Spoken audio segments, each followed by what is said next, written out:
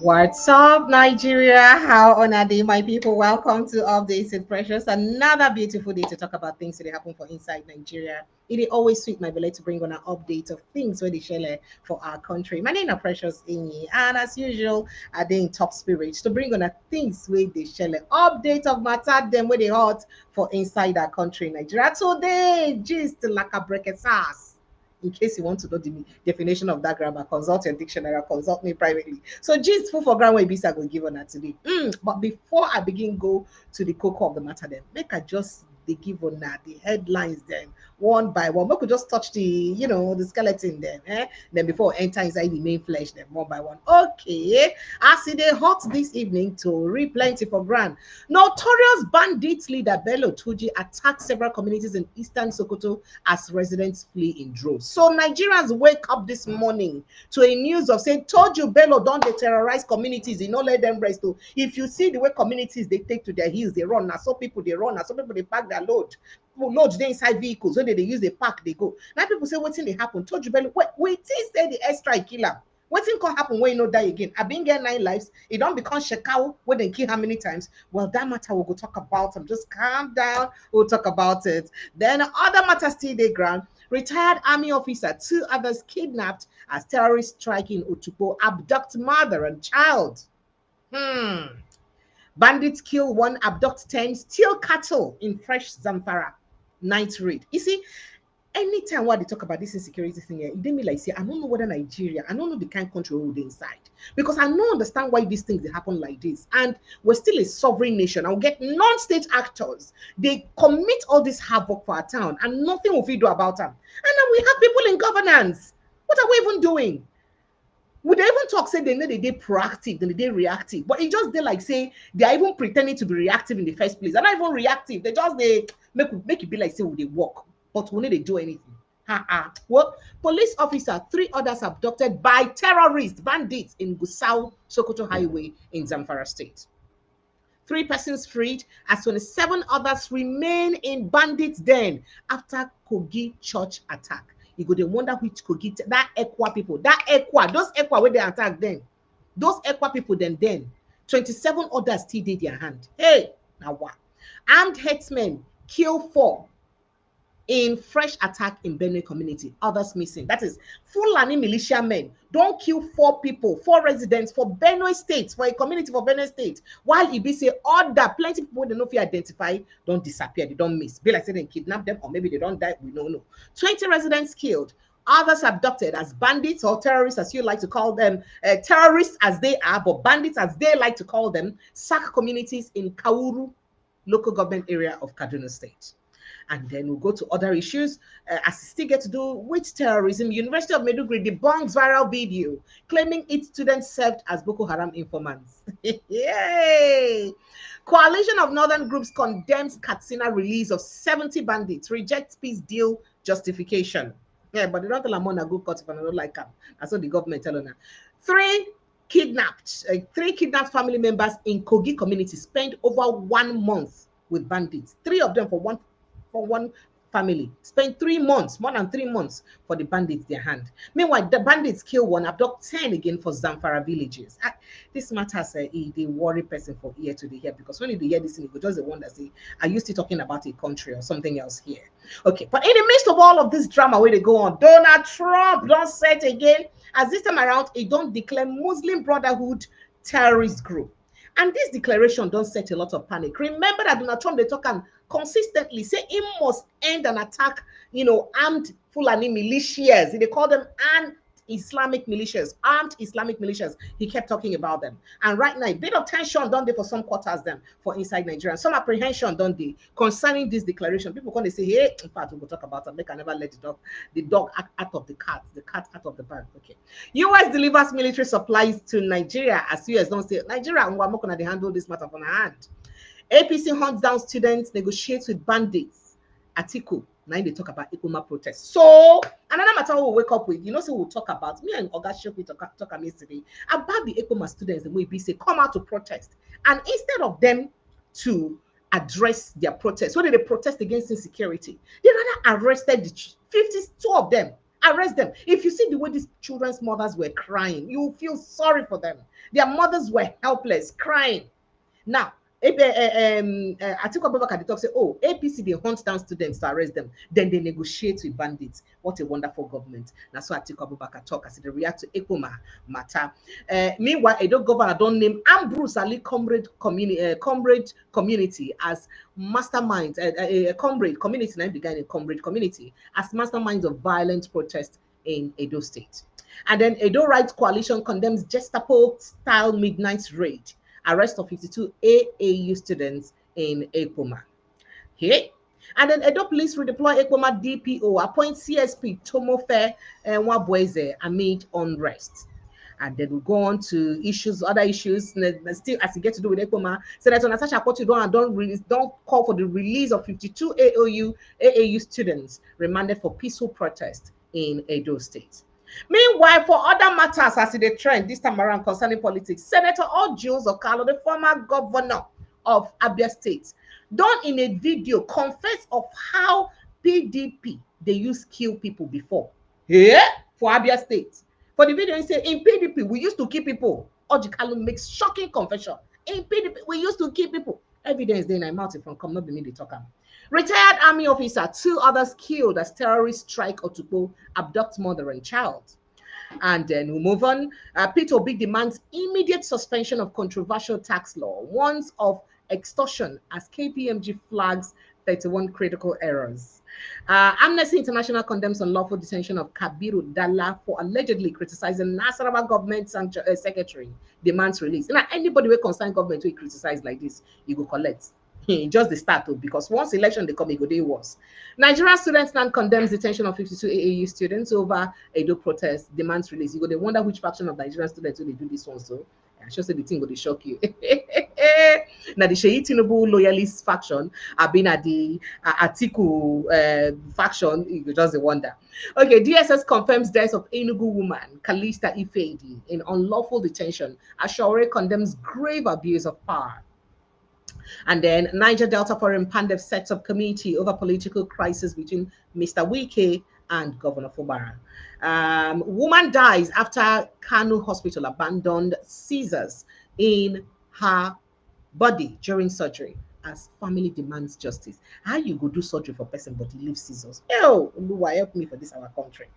Yobe State Hisba bans males, females from sitting together in public transport. So what that motor do, you know, I beg, driver, you carry only women. The other driver carry only men. Una no fit sit down together again for inside one motor. If una like am, if una no like am, una leave. 11.9 million naira meant for FCT Primary Health Center diverted as facility decays. Resident demand probe. Wike, they for River State, they do your own thing. They are nothing concerned FCT matter for now. Nigerian Customs impound trucks smuggling petrol to Cameroon from Adamawa, Taraba. That is trucks they carry fuel. They go at them Cameroon. Yeah. Nigeria's SGF office to spend 1.1 billion naira on office annex. 1.2 billion naira on SUVs befitting of an SGF. Other luxury vehicles in 2026. It is shocking for things they do on a budget. Abuja Court orders reassignment of Bauchi Finance Commissioner's terrorism financing case. In fact, that financing matter is still get as it be because even as it gets to do with the financing matter, more matters still they come out inside. Alleged terrorism financing, judge returns Bauchi Finance Commissioner's case to CJ. So you know what, CJ, I beg, now you go handle this matter because as I stand right now, I won't wash my hand come on like Pontius Pilate. Meanwhile, Defense Minister unveils plans to boost pay welfare of military personnel. We'll not wait for that one because I did they die inside this matter. Made them they paid well. Europol captures Nigerian black axe cultist for cyber fraud, other crimes in Spain. And then Tinubu not missing, performing presidential duties everywhere he goes. APC, they tell Tinubu, as in the acts, we are on a President's Day. No evidence they have repented, Jake Epele, on planned release of bandits. And you can't sack me, wicked from politics. Fire your shade criticizers. I'm highly shocked, disappointed for tagging me your enemy, Ganduje. Now they tell who this one, Kwanko. So, informer Oga, Ekiti Tennyson says court nullifies PDP primary election, orders fresh governorship primary. So, all of these and more matter now we get to bring for now this evening. I'd like to say a big thank you to everybody who don't join us. It's always a pleasure to be with Ona, to bring on a matter them with the shell for inside Nigeria. Make up begin treat the things that one by follow because hey, wait, I'm coming. Let's start with your brother Tojubelu, because this matter of Tojubelu is becoming unbecoming, and you just be wondering, what kind of a country are we in? What kind of a country are we in? Now you defend yourself against these people, they kill you. You not defend yourself against them. Now problem too. Now for those where they talk say, oh, maybe if no matter Muslim, whether Trump declare Muslim Brotherhood terrorist organization or not, make I just play small tip of the iceberg, make on know before we enter that matter. Not be that matter they talk here too. But this is why it may affect Nigeria very, very, seriously. Take a listen to what Imam of Peace had to say. Now, let me just explain to the viewers what the Muslim Brotherhood is. It is the mother organization for Al-Qaeda, for ISIS, for Hamas. It's basically the organization that Osama bin Laden subscribed to. It is what gave us 9/11 and October 7 and everything in between. So anyone that wants to just ban ISIS and just ban Al-Qaeda and do nothing about the mother organization, the umbrella organization, the cancer in every sense of the word, is not only playing with fire, simply does not care about the national security of their own country.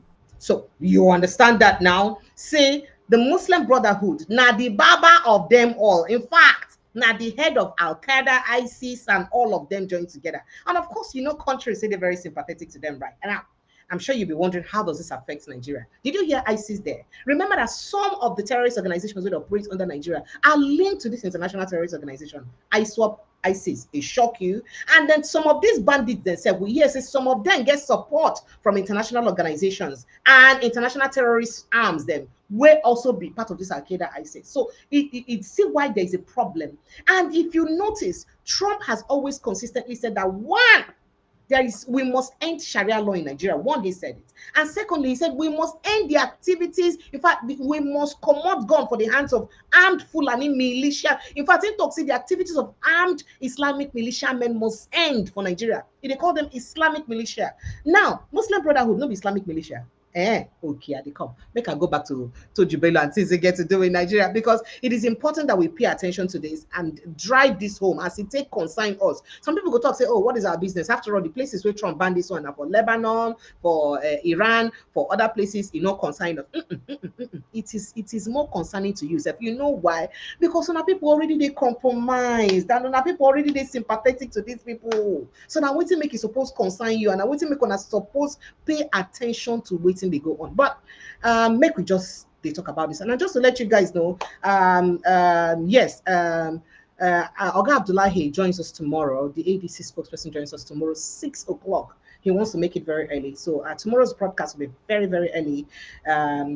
The broadcast with Oga Abdullahi, the Public City Secretary of the ADC, spokesperson of the ADC, will be tomorrow, and we'll go get a lot of questions to ask him. So I will make sure say my own question will be only 30 minutes, so that we'll use the remaining 30 minutes ask him more questions before he come out. He's always in a hurry, so he gave us only 1 hour. So I do hope that you guys will join in time. In fact, you know what would happen? For the sake of the show, I will get to start, let's say 5:30, and I'll just run through other headlines from 5:30 to 6 o'clock before he joins us. And then when he joins us, we'll be able to just go straight to the questions we want to ask him, and then you guys take your own questions too, so that we can have a great conversation. Thank you for reminding me that.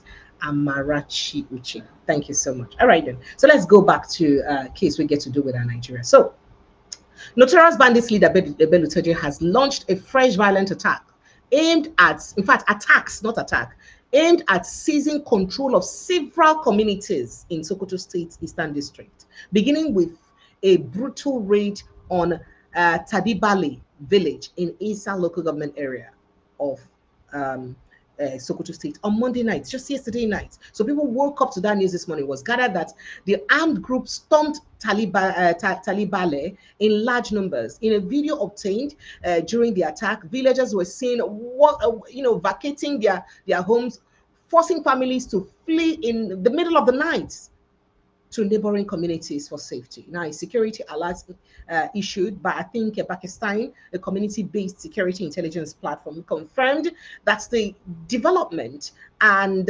warned that the attack was part of a broader plan by TÖRRØRİSTS Bello to dominate large part of the eastern axis of Sokoto State under the territorial integrity of Nigeria. In case you don't understand, a non-state actor, they force themselves, say what in the talk time must happen. They collect taxes for a particular region for Nigeria. We never do them anything. But students who come out to protest, they are the first people they would hold. See the things that happen in Nigeria. Now, according to the alert, Bagaja village, also located in Isa local government area, was targeted days earlier in what security sources described as a systematic campaign to expand Turkish control over strategic rural settlements. Now, despite repeated assurance by authorities, communities in Sokoto State, these communities have continued to suffer attacks, abductions, and forced displacements linked to armed bandit groups or terrorist groups, across the state and neighboring areas. As part of the, as villagers flee openly on major routes and bandits tighten their grip on abandoned territories, concerns are mounting over the state of security forces. Now, observers are questioning how armed groups are able to seize and dominate community while civilians are left to wander in search of safety, turning whole villages into refugees in their own country. Now, when people talk, say majority of the villages really go through this now, the Christian villages. People go say, "Oh no, why are you saying this? You're not saying this. How about the Muslims that are suffering it?" And people go talk, say the Muslims are suffering. Not the Fulani Muslims, not traditional Hausa Muslims. People go say, "Oh, you're profiling a group." Well, make you watch as people they pack this. Now people they pack their load, they flee from their villages, they run away.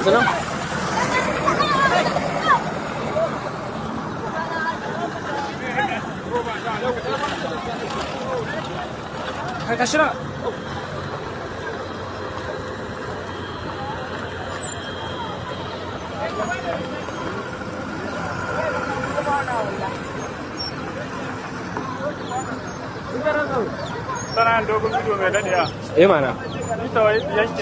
Oke, sha take yi. Gaskiya tana yi.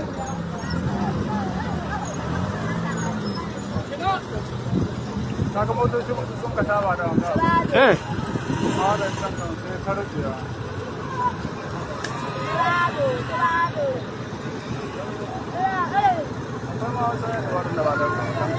Amma in na je can gaban gidan Sale ba sai a yanga ba. Bari duk sai sun gama.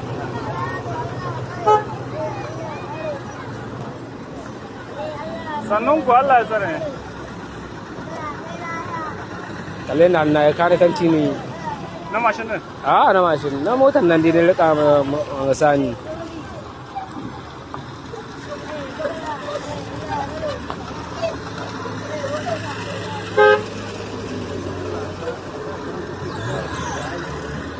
Na'am?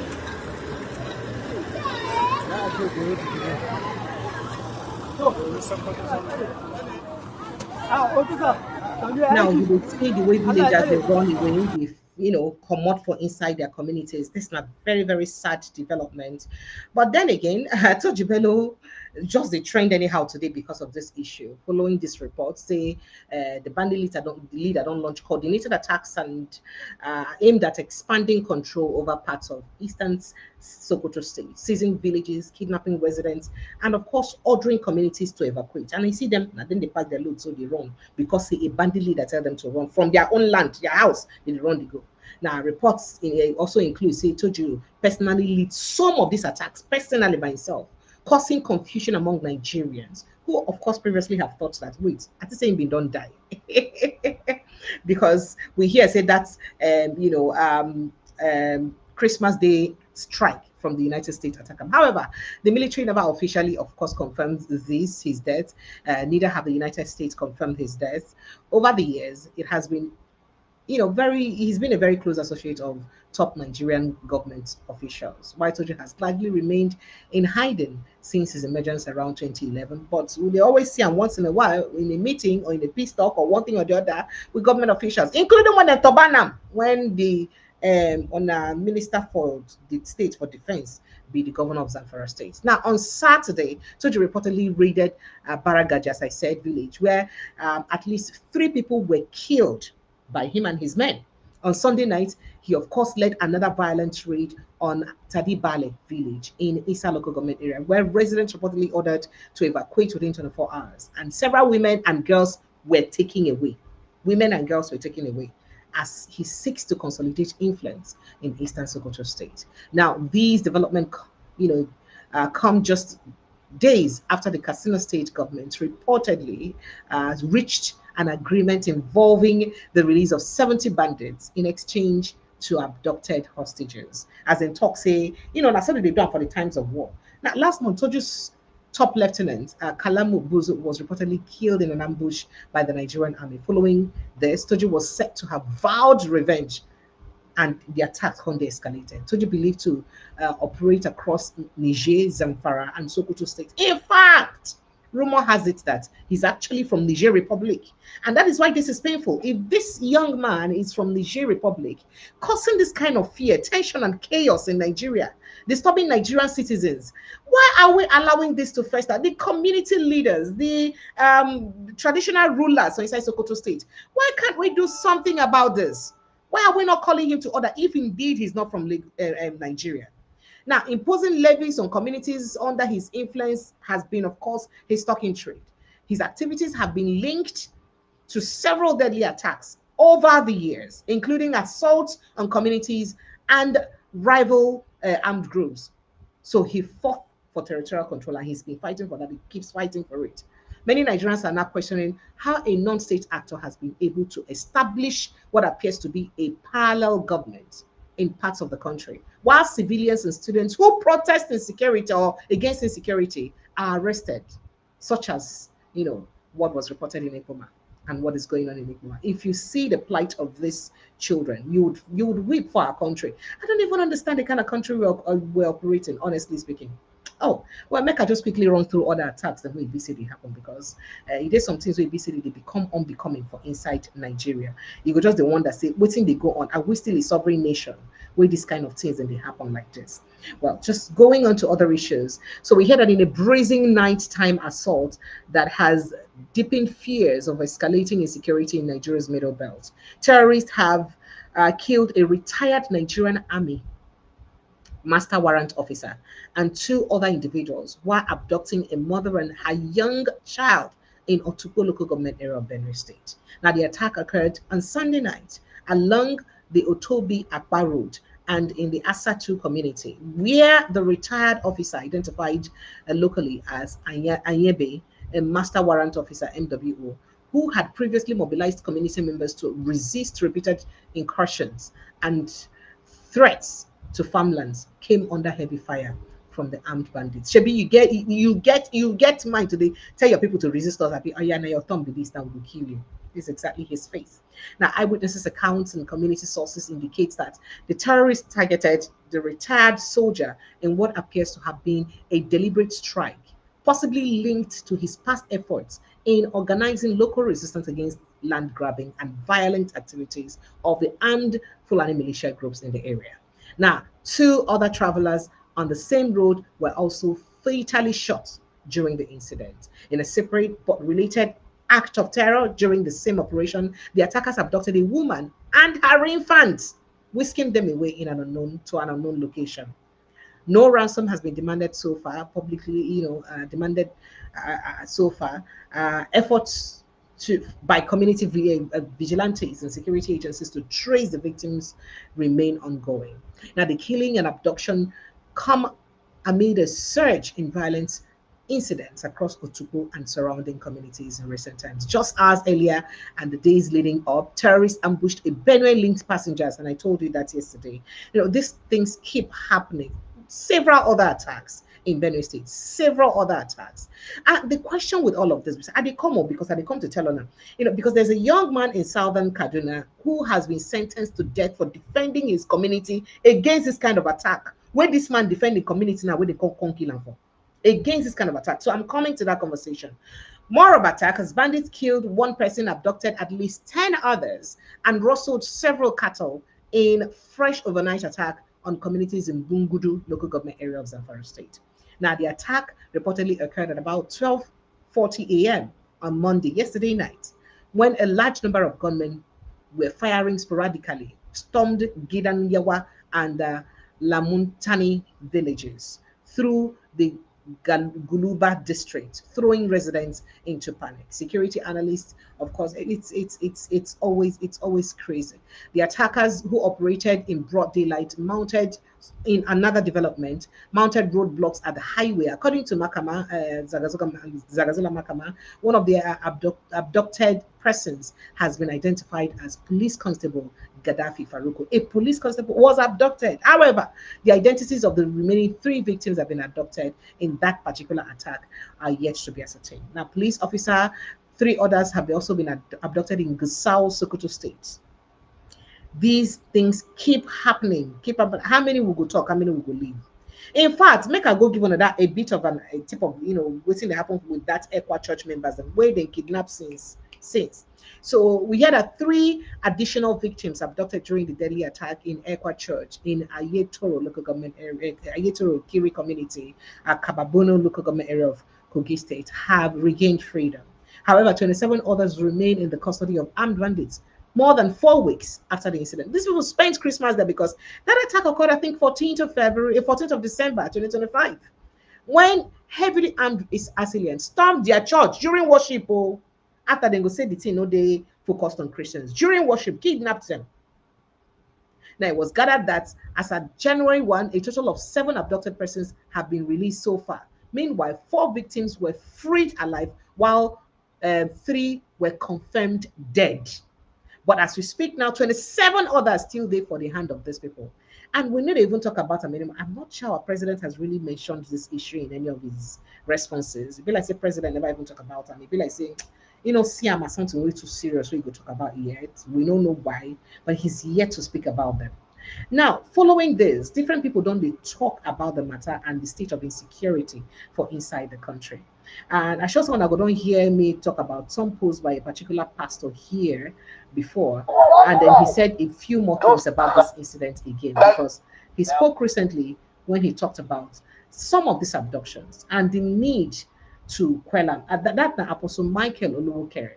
He said, he called on the president of Federal Republic of Nigeria, Bola Ahmed Tinubu, even call on United States President Donald Trump, make he can't help, especially as it regards the case of Victor Solomon, aka Zidane, where be say them hold for Southern Kaduna, sentence him to life imprisonment. Why? Because he did defend in community people from the activities of armed Fulani militias, where don't almost take over their land. Remember that a particular king from that community, according to waiting Zuria tell us here, was abducted. I mean, when he was when he was invited for a meeting with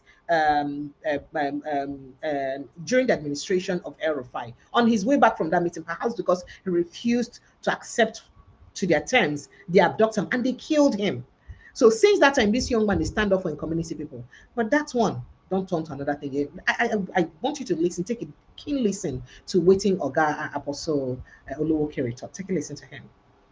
The first pictures you'll be seeing on my screen here are the pictures of government officials, of both state and local government officials from Zamfara State and Katsina State, in the midst of terrorists, bandits, people that have killed Nigerians of both Christians and Muslim alike, people that have destroyed lives and properties, people that are collecting tax from farmers, from poor farmers before they're allowed to go to farm, people that have caused insecurity, destruction of lives and properties, people that should be arrested, jailed, or killed, eliminated completely for the sanity and safety of the Nigerian state. No. But look at them in the midst of government officials, taking pictures. Can you see the government officials in between them? Taking pictures, romancing them, negotiating with terrorists in Nigeria. But you know what? These guys are not in jail. Nobody arrested them. Nobody took them to court. In fact, they're still moving around, operating. Nobody has called to question the government officials that are involved in such act, knowing that such a thing is a treason against the Nigerian state to negotiate with people or to try to fraternize with people that have caused tolls of deaths of innocent Nigerians. But still, these guys are working free. Nobody has questioned them. Nobody's done anything. And nobody has jailed them yet. The next set of pictures you are seeing on my screen is the picture of the terrorist sympathizer and the terrorist himself, the terrorist negotiator, sympathizer, facilitator, and the terrorist himself, Sheikh Ahmed Gumi, Abubakar Gumi. Look at what is in the midst of terrorists, exchanging gifts, romancing them, giving them hugs and kisses, and negotiating for them, telling the Nigerians, not the military, not to kill them, and their brother, they're soldiers in the bush, they're soldiers that are keeping their forest safe. These are people that have killed, destroyed lives and properties of Nigerians, that have caused mayhem, that have brought genocide on the Christian populace of Nigeria. But this is Ahmed Gumi. Nobody have arrested him. Nobody have taken him to court. Nobody have done anything to Ahmed Gumi. He's going about. Guess what he's being rewarded with? He's being rewarded with tons and tons of interviews. The media are giving him attention. The media are complicit. They are giving him attention. Every now and then, they go to him, talk to him. Let's hear what he wants to say. Let's see what he wants to do. This is what the media are doing. Giving people that should be locked away. People that should not see the sun. Such a man should not see the sun for a year. He should be locked in a black site. Such a man is being given attention. He's not locked away. He's not arrested. He's not taken to court. Nothing is being done for this man. He's enjoying his life and going about doing what he knows how to do best. Facilitate terrorism in Nigeria.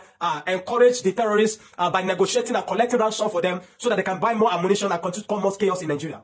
Now, the next picture you're seeing on my screen here is a picture of a man, Victor, aka Zidane, that was arrested from his community, Kajuru local government, in the Adara chiefdom of Kajuru local government in Kaduna State. You will think this guy is a terrorist with the way they tied his hand behind, with the way he's looking. You will think he's a terrorist. You will even think he's a criminal. You will think he has killed and destroyed people with the way they arrested him. No. His simple offense is simply because he refused to allow himself get killed, and he refused to allow the Fulani military jihadists, terrorist jihadists, to kill himself. So he defended his land, defended his home, defended his family, and defended himself. And because of that, he was arrested. Under the government of the devil himself, the man, what's his name? El-Rufai. Under El-Rufai's government, we all know, this is nothing new, we all know that one of the people that suffered more of terror attack in Kaduna State during the days of the rule of such a man called El-Rufai was the Adara chiefdom. The Adara chiefdom suffered so that every now and then they are being killed. The Christian community of Adara chiefdom are being killed, coming here and there, every now and then. It is from one death to another. It is from one killing to another. It is from one genocide to another under El-Rufai. And what was the cause? It was simply because the El-Rufai government was attempting to convert the Adara chiefdom into an emirate. You know, the Adara chiefdom don't go with emirate. They are a Christian community. They are Christian people. They are indigenous people. The land does not go with emirate. Emirate rulership has to do with the Fulanis.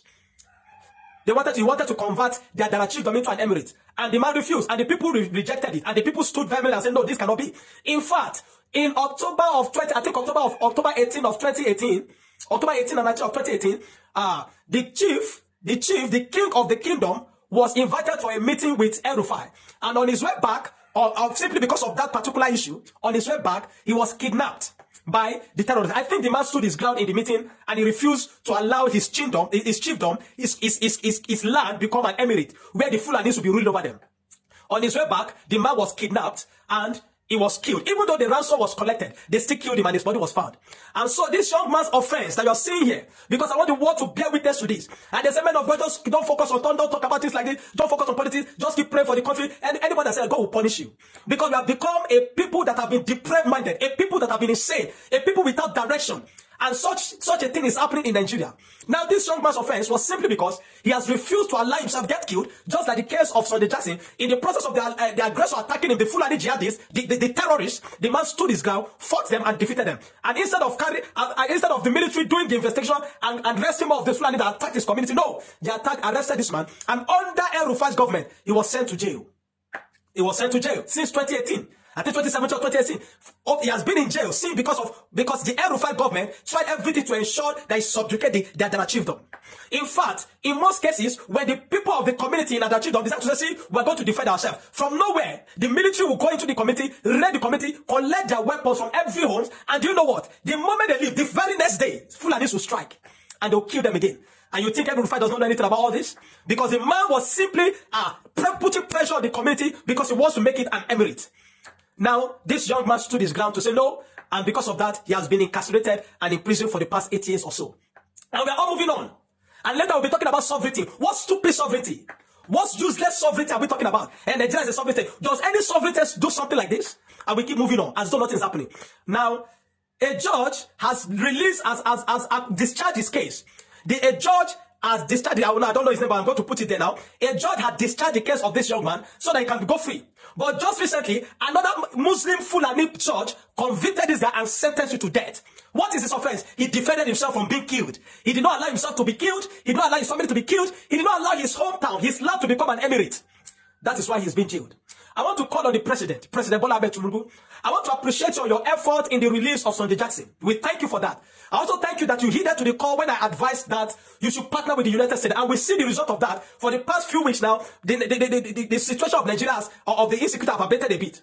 Please do not allow this to happen. I call on President Trump also. I call on the US government, intervene just like you have been intervening in the affairs of this young man. Don't let this man die simply because he will allow his land to become an emirate under the rulership of the devil himself, the El-Rufai man. He did not allow himself to be killed. He protected himself. He protected his family. These are things that are basic things for every human to do. Protection of life and property. Life is sacrosanct. Before your purpose to God, it is first your responsibility to keep yourself alive. And this man has done nothing but for self-defense. Yet he's been convicted. He has been sentenced to death. This young man, Zidane, must not die. This young man must not die. The US government, President Trump, please intervene and see to it. The Lord bless you. Wow, so you heard that from Apostle Michael Olowoker. It's so sad to hear the things we basically happen for inside of Nigeria. If all of the stories and anything to go by, and to get people then we either they in power now or would they struggle to come back to power, knowing all of this truth and doing little or nothing, or perhaps even pushing to make sure see these things in way they happen the way at the magnitude where they happen. It is very sad, and it just wonder the kind of country where we say we live. And if perhaps waiting everybody to talk about agenda not true, and if not true, waiting will come be the end goal for Nigeria with all of these things and where they happen. Now, this young man may likely just end up like Sunday Jackson. Sunday Jackson was just lucky that in case reach the US Congress at the nick of time, at the time when it be saying matter about Nigeria and Christian genocide in Nigeria being trained. So he was that lucky. But do we know if he'll be lucky again? If this young man will be lucky again? We can't tell if he'll be lucky. So that is the question. Which kind of wahala be all of this one? You cry, say then they kill you, then protest you. You see that say you no cry, they go come kill you. You carry and make you can't defend yourself. Then go still arrest you. They come collect the gun for your hand. And then you try to struggle, say, okay, make you defend your people. Problem, they go kill you. What kind of country is this? And this is very, very, very saddening to hear cases like this. And all of this kind of thing, they happen at different times, different occasions. I mean, we remember the Owo massacre. We don't get a lot of people now come out for court to testify against the people they wake for Owo massacre. People enter inside a church for inside southwestern Nigeria, Owo, Ondo State, open fire on a Sunday service. On a Sunday service, open fire, kill people anyhow. Kill people anyhow. Until today, they do magomago about even calling. Since how many years? Since how many years? Oh, goodness me. Well, several other attacks don't happen like this one inside Nigeria. I don't even know the one I go talk about and the one I go leave because it just keeps happening. Yet the armed herdsmen also killed 4 residents in fresh attack in another Benue community. I don't tire. 20 residents killed. Others abducted as bandits are communities in Kauru local government area of Kaduna. This one at Kaduna State, again, the face matter. Kaduna State. Karajin Kauru community for inside Kauru local government area of Kaduna State experienced a violent attack yesterday, Monday night, during which a young woman, Fatima Zara, was abducted by bandits. Now, the incident, as part of ongoing attacks, affected several communities in the area. It was learned that the reports from affected communities confirmed multiple kidnappings and killings. To the extent of 20-something people, 9 died, 24 people, 9 died killed. 24 human beings just last night for Kaduna State. 24 human beings. Hey, I beg those of them away there abroad there. If people they die like this for any state, what in the state governor supposed to? Because I never even really hear the Kaduna State governor do anything like some people die. Even I say they fear to talk about, or they deliberately not talk about some of these deaths, so that go. I mean, anything with government talk will make news. So in order to play down on the news, then they talk about it. Or perhaps is it complicity? That's what some people are saying. Because how can you have people die like this within your jurisdiction? You don't do anything about it. So in Ningi Karuku, 7 people were kidnapped and 1 killed, while in Kujunga reported 6 abducted and 2 killed. And the Kabari Gubirawa recorded 53 kidnaps and 4 killed. And in Daima Kogi, 3 were abducted and 1 was killed. Now, so they killed different for different communities like that across all these communities. Then for inside Kaduna State, where it happened. So he reached 24 people, 9 then killed, and countless number of people they no fee give account, 9 then kidnapped. Just yesterday, Monday night. Meanwhile, the viral video where had earlier claimed that the University of Maiduguri had dismissed or has dismissed as false and misleading a viral video media alleging that some of its students were arrested for collaborating with Boko Haram insurgents. Now, the viral video earlier claimed that security operatives arrested students of the university for allegedly serving as informants of Boko Haram terrorists for monetary gains. That is, saying they give information to Boko Haram to collect money in return. Now, the video was widely circulated on social media, especially Facebook and WhatsApp. Now, the less than 2 minutes video is a collage of 2 clips. Now, the left side shows the content creator giving an account of what happened, while the right side shows soldiers and police parading suspects. Now, the content creator claimed that the arrested students shown in the right side of the videos were from Unimed and were arrested for reportedly being on the payroll of Boko Haram. But the university don't debunk that. Say that the university don't talk, say that kind of thing maybe happen again.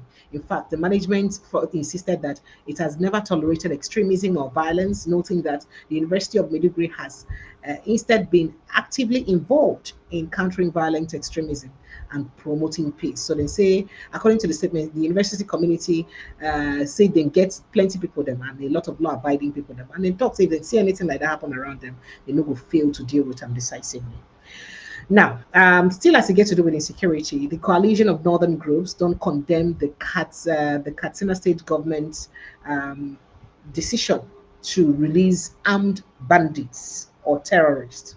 Then toss it that one, they no go great again. About 70 groups, different people, different groups come together to talk, say they no go great for inside this matter, all from northern Nigeria. But the problem is, say, this one when they talk like this, will it stop anything? We don't think it will, because people like J.K. Pele don't come out contact. Say there is no evidence that these people that you actually want to release are indeed repentant. Because what's actually the yardstick? Which one I use measure their level of repentance? That not the matter. Now, 3 kidnapped family members from inside Kogi State. Yes, they spend months from inside the hands of Boko Haram. 1 month after their abduction along the Ihale Take Road. Now, it was reported that the victims have been identified as Eniojokan Samuel, Eniojukan Bumi, and Ekumiton Mary.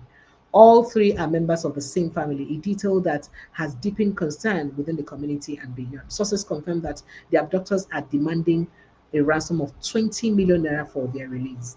As at the time of the report, the victims remain in captivity with no official confirmation of progress on how the police release them. And I could get State indigent them. Since we say they kidnapped them. About 3 months now, they never release them. They still there for the hands of these people.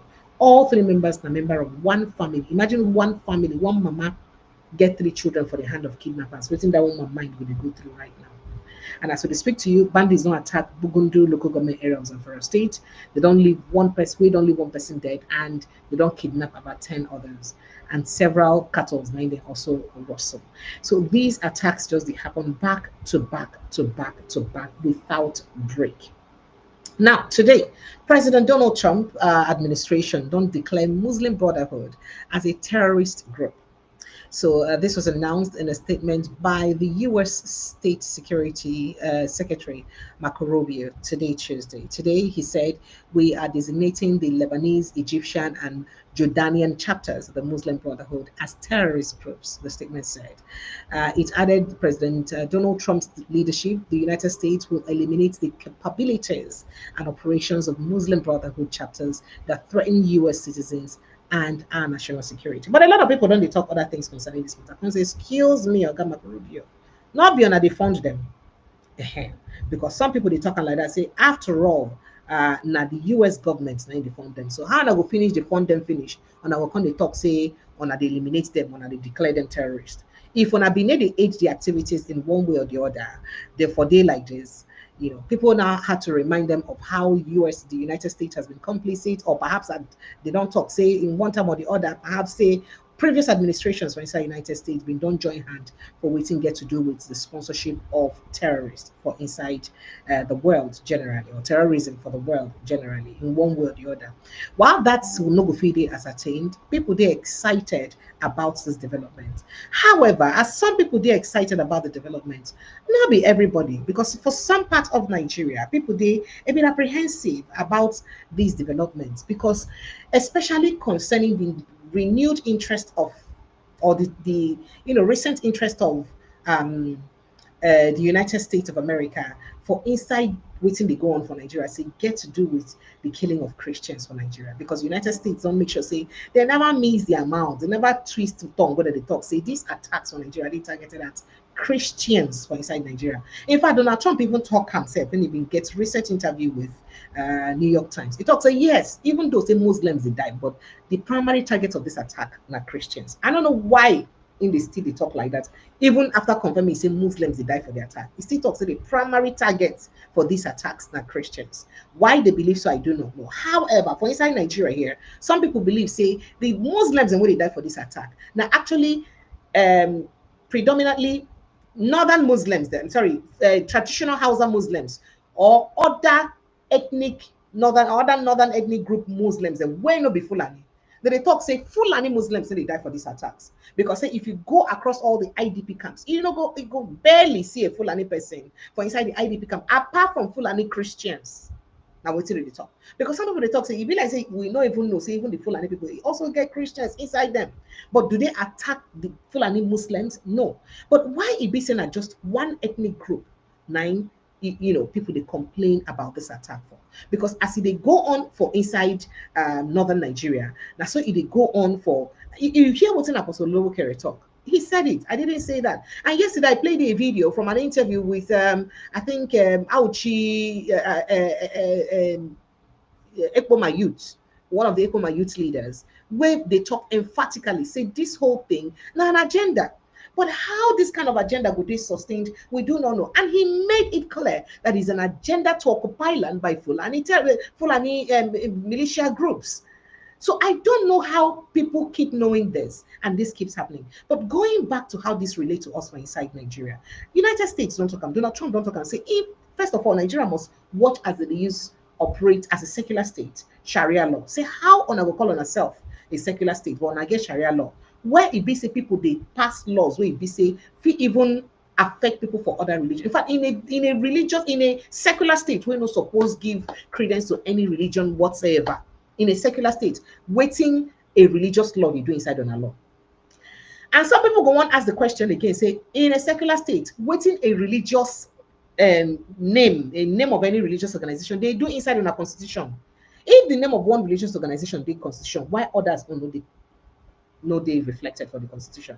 Why do we have Islam or anything concerning Islam, Grand Qadi and all that mentioned in our constitution? But we don't have anything about the Holy Bible. We don't have anything about Christianity mentioned in our constitution. Is that fair? In fact, people can't begin relate them to the emblems where they write up for inside the army, in signal and Naira notes, those Arabic crises and all that, saying are part of an agenda. So that's there on the one hand. But the most important thing, now the United States insistence say they must make sure say they stop the activities of armed Islamic militia groups across Nigeria. And they mention them, they say Fulani militia. They talk about all other armed Islamic militia groups. And they even mentioned Miyetti Allah cattle, Miyetti, all of them, both the cattle breeders and cattle owners, they mentioned them. Talking about Miyetti Allah, there is a serious matter about Miyetti Allah I would like us to talk about because there's a report by Premium Times detailing how EFCC used come about, the arrest of Bauchi State Commissioner for Finance and all of those issues because of say Bauchi State don't they give money plenty to Bello Bodejo, the Oga Patapata of Miyetti Allah. So, and say, now that one, I they feel saying they use finance terrorism. But one thing I worried about that report is if you're blaming the commissioner of a state or the state government of giving large sum of money where they say they're questionable to Bello Bodejo, and they suspect, say, they used to finance terrorism, why have you not proscribed Militia as a terrorist organization? Government can arrest somebody who gave some questionable, unquote, money to a Bello Bodijo, the head of Mieti Allah. But you have not even prescribed the Mieti Allah. But you were quick to prescribe IPOB. Why would you not prescribe Mieti Allah? Why you go to hold the commissioner of a state, say he give plenty money, millions of thousands of dollars to Bello Bodijo, and you talk, say, the reports carry and say they believe, say, nah, money where they aimed at funding terrorism. So if that is your suspicion, why have you, where did terrorism come in place? Are you implying that Bello Bodejo is a terrorist or he heads a terrorist organization? If you think so, why have you not prescribed them? Considering that they, Mieti Allah, have taken responsibility for different attacks in Nigeria, especially during the administration of President Muhammadu Buhari.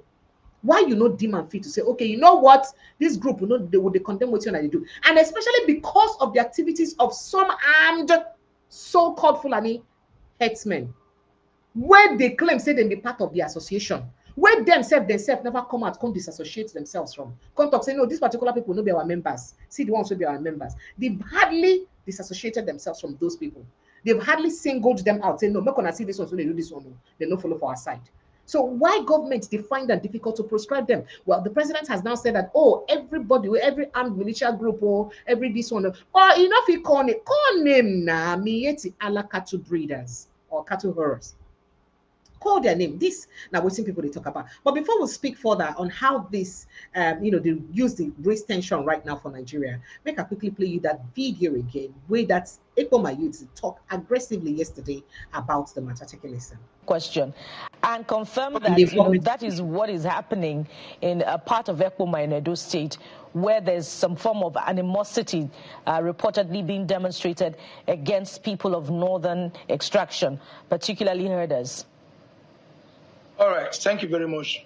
You see, I always tell people for a very long time, for more than 2 years, we've been fighting this. And what we observe and what we've discovered is that this is not just Fulani issue. What we observe is there is an agenda, okay? There's an agenda. I don't want to put it out that it's an Islamization agenda, except you want to coin it that way. That some of the, like, if you go to so many states in Nigeria, you will see for yourself that these guys are taking lands. So the agenda is to take land. That is why if you go to deep down, I don't want to give other locations now because we're online. You go to deep down into some of our bushes in Uromi, in Ubiaja, you will see that these guys has their own. It's like a village. They have a village of their own that the villagers are not even aware of, or many of the villagers are not aware of. So though they are collaborating with some of the villagers, because I believe that some people are funding this. So I also believe that whatever we are seeing now is just little compared to what will happen if this is not come. This is not about Edo State alone, which we have seen. It's about Nigeria in general. It's about what is coming to Nigeria if nothing is done. And there is no way this can be fought if the youth of the village, and when I mean the youth, I'm not talking about few vigilantes, I'm not talking about few policemen, I'm talking about the youth in general, be involved in the security totally. This is only when we'll be able to solve this problem. But if we leave it to government actually do not have much to say in tackling it. Why am I saying it? Because there are infidels in the government as it is, in the government parastatals, that will prevent the work from going on. So Okpewolo, which is the governor of Edo State, trying his best, but there are people that will sabotage this energy is putting in, so which will make it so futile. So till a large number of the youth come together to say we are stopping this, it is impossible to stop the insecurity anywhere in whether it is, All right, let me anywhere, any state. All right, so you hear what's in that Boogie. Boogie, If you I just listen want to him, you to pay attention to that. And then remember, say, most of these terrorist organizations will operate for Nigeria, Lakurawas, ISIS, and all that, then get one, or they get linked to one international terrorist organization or the other, Al Qaeda, ISIS.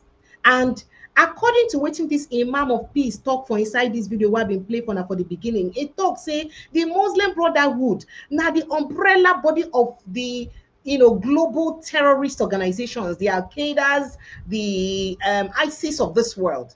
So if the Muslim Brotherhood now the umbrella body, obviously it concerns us for Nigeria, because I mean what we're suffering now, an Islamic related terrorism action now, an Islamic associated terrorism act now with the suffer for inside Nigeria. So you see why it is important that now when this one don't happen, because the next place, once it be say United States begin pay attention to them, more push, more fund go feed the enter Nigeria. Now, Nigeria is very, very important for any country for the world to get in control of. Why?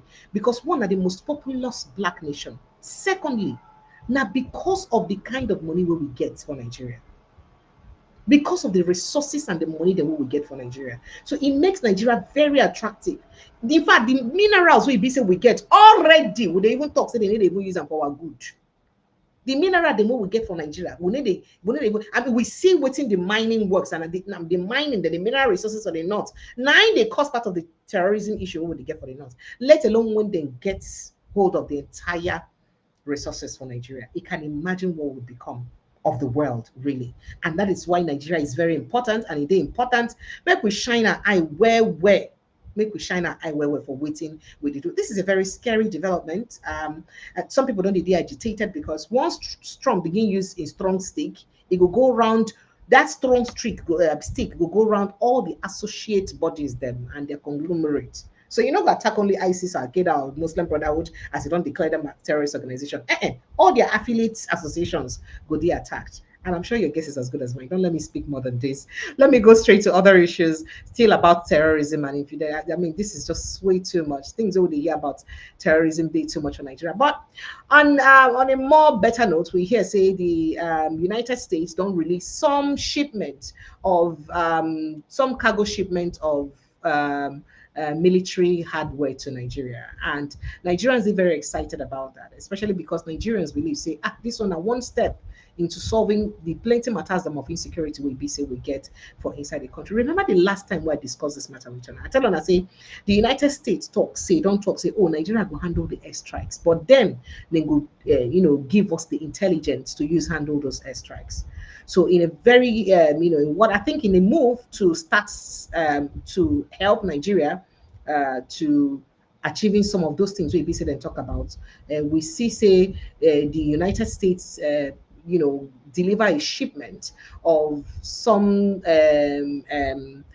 arms to Nigeria earlier today. And of course, when we heard that announcement, we were very excited about it. As a matter of fact, you can see that story there as Africa Command AFRICOM NIBC post them for their verified Twitter handle. So U.S. forces delivered critical military supplies to our Nigerian partners in Abuja. This delivery supports Nigeria's ongoing operations and emphasizes our shared security partnership at US Nigeria.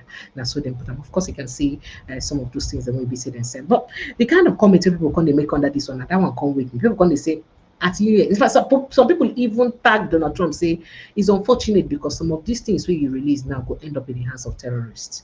Hey, Nigerians, why are they like this? So people started dropping comments directly under their post. Say, unfortunately, some of these things when I release now for the hands of terrorists, it go land reach. For no bother too much, because this one wanna bother like this. Terrorists ain't go collect this one now. And people can say, hey, I'm not gonna just close mouths more. I'm not gonna save us more now. Guys, don't talk too much now. But let's get straight to the ECOMA issue now.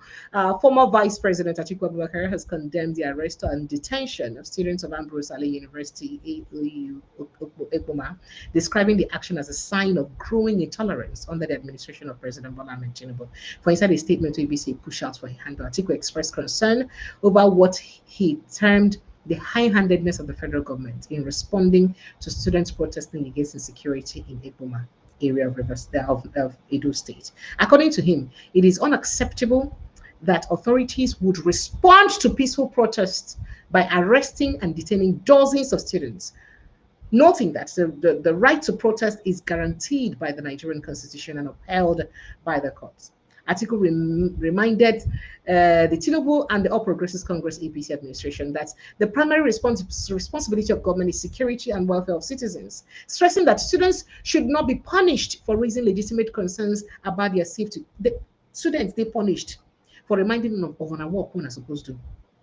Now, he further argued that if the same level of energy used in arresting protesters are applied to tackling terrorism and banditry, rather than negotiating with criminals, communities across the country, say Nigeria for be a better, in fact, everywhere for the better, everywhere for nice, for soft. Now, the former vice president called for the immediate and unconditional release of all those who he described as unjustly detained for exercising their constitutional rights to peaceful protest.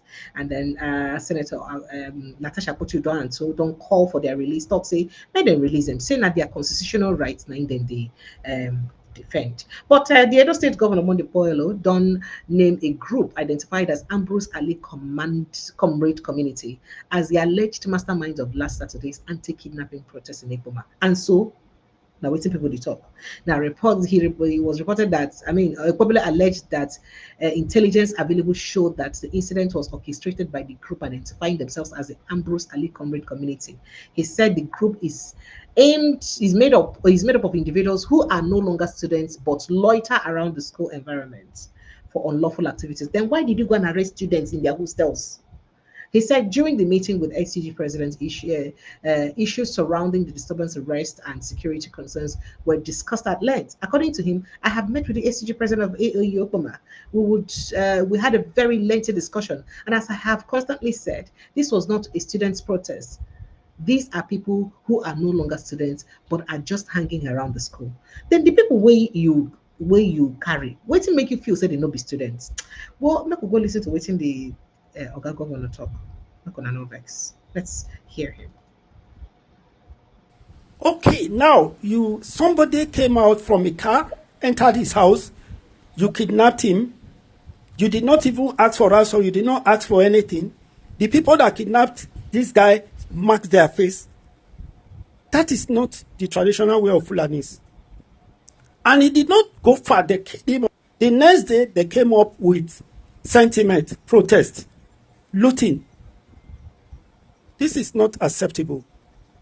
We must make sure that we bring these people to book.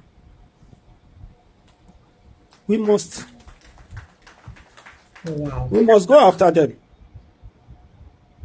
The way we are going after the kidnappers, the same way we will go after them. Because we don't even know whether they are the one aiding them.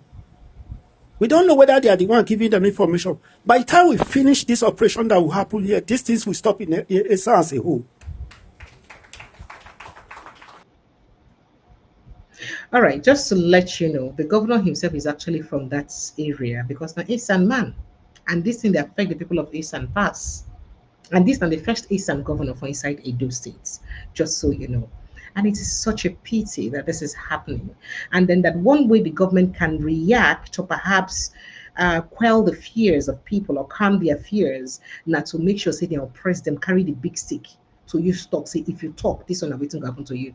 Well, talking about that Muslim Brotherhood again, I tell you waiting a man of peace talk before I be it be like say I could tell you again waiting it up because inside a tweet where a tweet as I say, understand the terrorist Muslim Brotherhood organization in 40 seconds. So for inside that 40 seconds video I played earlier, and of course for inside the interview we get, now break down within the Muslim Brotherhood be about and why it is important to do away with them. Now let me just explain to the viewers what the Muslim Brotherhood is. Let me just explain to the viewers what the Muslim Brotherhood is.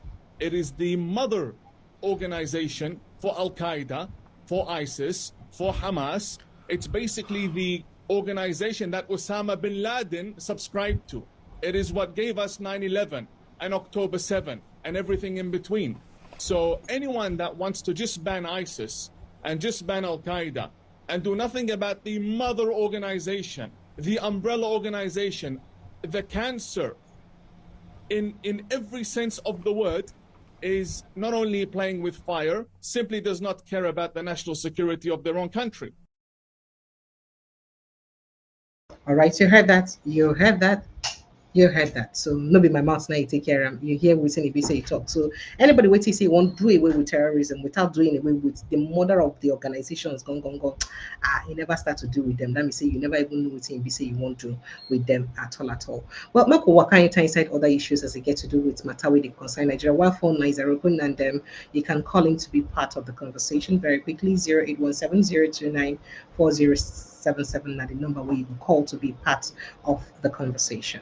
Now, a viral video clip has ignited widespread outrage across Nigeria after Senator Orji Uzokalo, the former Abia State governor and current senator representing Abia North, appeared to casually admit that political opponents were killing or were being killed during his time when he was in the People's Democratic Party. And the way he just said it, he just talk him in the passing. But yeah, catch up. I say, what's in this one where Oga just talk like this? The person will be say on a famous person they call Ogan the Oga. The Ogas of Ogas. Now they talk this one, say in the one where PDP we used to kill, we used to so people can say, wait, just wait a minute. Just wait a minute. Ordinarily, this admittance now waiting a be say supposedly person to big wahala. But of course, this is Nigeria. Now, quoting him, he said, in a footage circulating, of course, he said, in PDP, we used to kill people when they are doing this thing, while contrasting the era with what he described as peaceful recent Congress of the All Progressives Congress in the Southeast Nigeria. Now, if they talk this one, because Southeast Nigeria being gets a Congress recently, and APC Southeast been get a Congress, and inside that Congress, there was a complaint about faction for inside the Congress. Some people get faction, some people don't get faction, and all of that. So now waiting make him be talked down. Say it's okay, faction day, in a normal thing. All of them still be the same APC. But say before say when them be the PDP, this kind of thing. They make them kill people. Did a senator of the Federal Republic just casualize killing people, murder? Take a listen. There's no problem. In PDP, we used to kill people when they are doing this thing, which is not good. People used to die. But in Southeast, nobody died. So we are very happy the Congresses came very well in Southeast. There's no problem. In PDP, we used to kill people when they are doing this thing, which is not good. People used to die. But in Southeast, nobody died. So we are very happy the Congresses came very well in Southeast and went very well. We can only fight anybody in Southeast who is not supporting our president. Whether they have parallels APC anywhere in Nigeria, it doesn't make any meaning. They are all APC members and will sustain the membership by faith and by understanding. Okay. All right. Well, you heard that. No, in case you know, hear him well. Hear him again. You hear him saying that from the mouth of a sitting senator. Now you hear say they kill people. They kill people for things like this. I mean, forming parallel membership for inside the party, people were killed. And that's what he said. So this has raised concerns about the kind of politics we APC will conduct for inside Nigeria, and then the quality of politicians what we get for Nigeria. And why we get to trivialize things as serious as murder and make them look like say not be anything, we just stuck them in the passing and move ahead. I beg, on our way there for countries where we say yes sense, not vex, not be say Nigeria not get sense, so we get sense. But on our way there for countries where their sense, they say it better pass our own. Please, when a sitting senator talks something like this, waiting will likely happen to the sitting senator.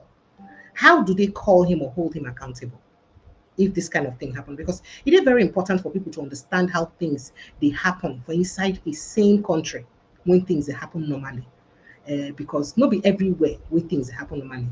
And of course, this one as concerns don't they grow about the APC insisting say they won't take over Abia State, irrespective of how the performance of the sitting governor day. Whether I perform well or you know perform well, say the one take over Abia State. Now, people they really very worried about Abia State case because of how dejected Abia State looked or appeared before the emergence of Alex Otti, the governor of the state, and how Abia State suffered in the hands of him, Ojo Zakalo, to T.A. Oji, to Okeze Ikpazo. How development and road infrastructure and all, in fact, a state where we say a governor open my talks and when women born, and they give them 500 naira. And then when the presenter asks, say, what's in that money for you for them, they say, what are you talking about? It can pay their transport fare to enter Keke home as them born children. A state where a governor talks, say, he get Chicken Republic and cinema, that development where he attract for inside the state. Now, that was how bad it was for Abia State, that we glorified fast food joints as a development. Do you understand? Not glorified. A governor boasted about fast food joint as a development he attracted in his state. That was how bad Abia State was until Alex Otti came. And then the three past governors are now saying they must take over from him and make it an APC government. And people they talk say, if President Bola Ahmed Tinubu allowed them to rig the election, does it mean he even means well for Nigeria? Because if you see clearly the antecedents of these three people and how badly, woefully they performed in that state, and see how this other person is trying to at least bring out the face of the state. You yourself will be president, suppose they're so happy to encourage them, irrespective of party affiliation, say, Oga, continue, you do well. You mustn't be in control of everywhere. Everywhere not supposed to be under your armpit or pockets now. You don't understand. It is, in fact, what makes you a statesman and a good president? Now, your ability to talk, say, identify good statesmen when they work. Say, this one, you sabi, because of this your work, carry on, carry the go, you too do work. But is that likely to happen? Because with the way these people they talk, I mean, you see Benjamin Kanu saying that, I've been number 6 man. Because of I've been number 6 man, there is no way power will not come back to I cannot be number 6 man and APC will not have power. Meanwhile, Nigerians on the dragon for streets of social media for constituency projects and way be say they do way never complete. As a sitting House of National Assembly member, see constituency projects and way he's supposed to, where he attract to his state, where they give him money for. Remember when constituency project bring up problem, when they talk say they no go pass budget and all that. Oh yes, and only the principal officers now collect money for constituency project. That means including him. I mean, for inside the 2025 budget, we need to talk about the 2024 budget on. That means he would have taken money for this if that's report is anything to go by. And then he abandoned the project. Nigeria, according to what Nigerians they see for the streets of social media, Nigerians don't begin dragging like a pass my neighbor generator. Who see the video as person post them? Facilitator. Watch it. All right. Honorable Benjamin Carlo, number 6 citizen in Nigeria. I own a project. Let's go there. Look at this project. Look at this project, this abandoned project. Dilapidated. Are you seeing it? The project is collapsing. Benjamin, Honorable Benjamin Carlo. Honorable Benjamin Carlo. Yeah, constituency project. Oregon, my village. It's abandoned, it's collapsing. Look at it. Are you seeing it? Number 6.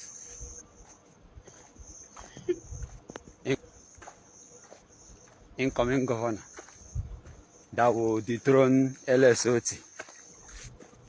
Ndara. Look at the project. Are you seeing? Look at his project. Are you see how the wall is the floor is shifting? Everywhere is cracking. Are you seeing it? Check. Are you seeing it? This is the kind of project I have here on Dabia.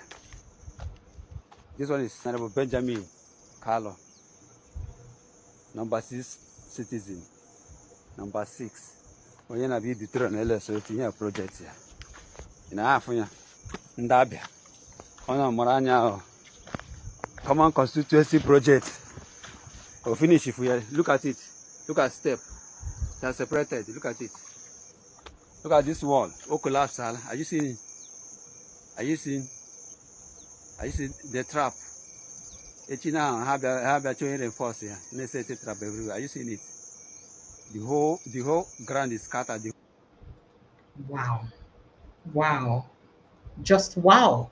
Well, that's the kind of thing you see in Nigerian politics. Now, the kind of things we say, now only for Nigerian politics, now you go face it. But social media people, now saw them carry pata, now saw them begin drag Oga Benjamin Kala. As I speak to you, he's still trending on Twitter because of this kind of things. And the statement when he make going to say they must pursue Alex Oti. Say never even declare interest. Say no go be number 6% make Labour Party. Therefore, no. APC must take control of Abia State. And people saying at this level, with this kind of project we abandon like this, then when you come become governor, what you come be of the state? You go even there worse than your other brothers that leave the state. Okay, they where you there, no vex. And that's what people they tell up on the streets of social media. All right, let me quickly run through other issues. Okay, so. Peter Obi have demanded for immediate suspension of controversial tax law, warning of extortion as KPMG flags 31 critical errors. So I know we don't talk about this tax law issue yesterday with Oga Shegu Shopiton. I mean, because that's within his, his area of expertise. So we talk about them very resoundly yesterday. But people see they talk about them. But the question they say, get as he used to talk about them rich. President Bola Ahmed Tinubu will listen to you.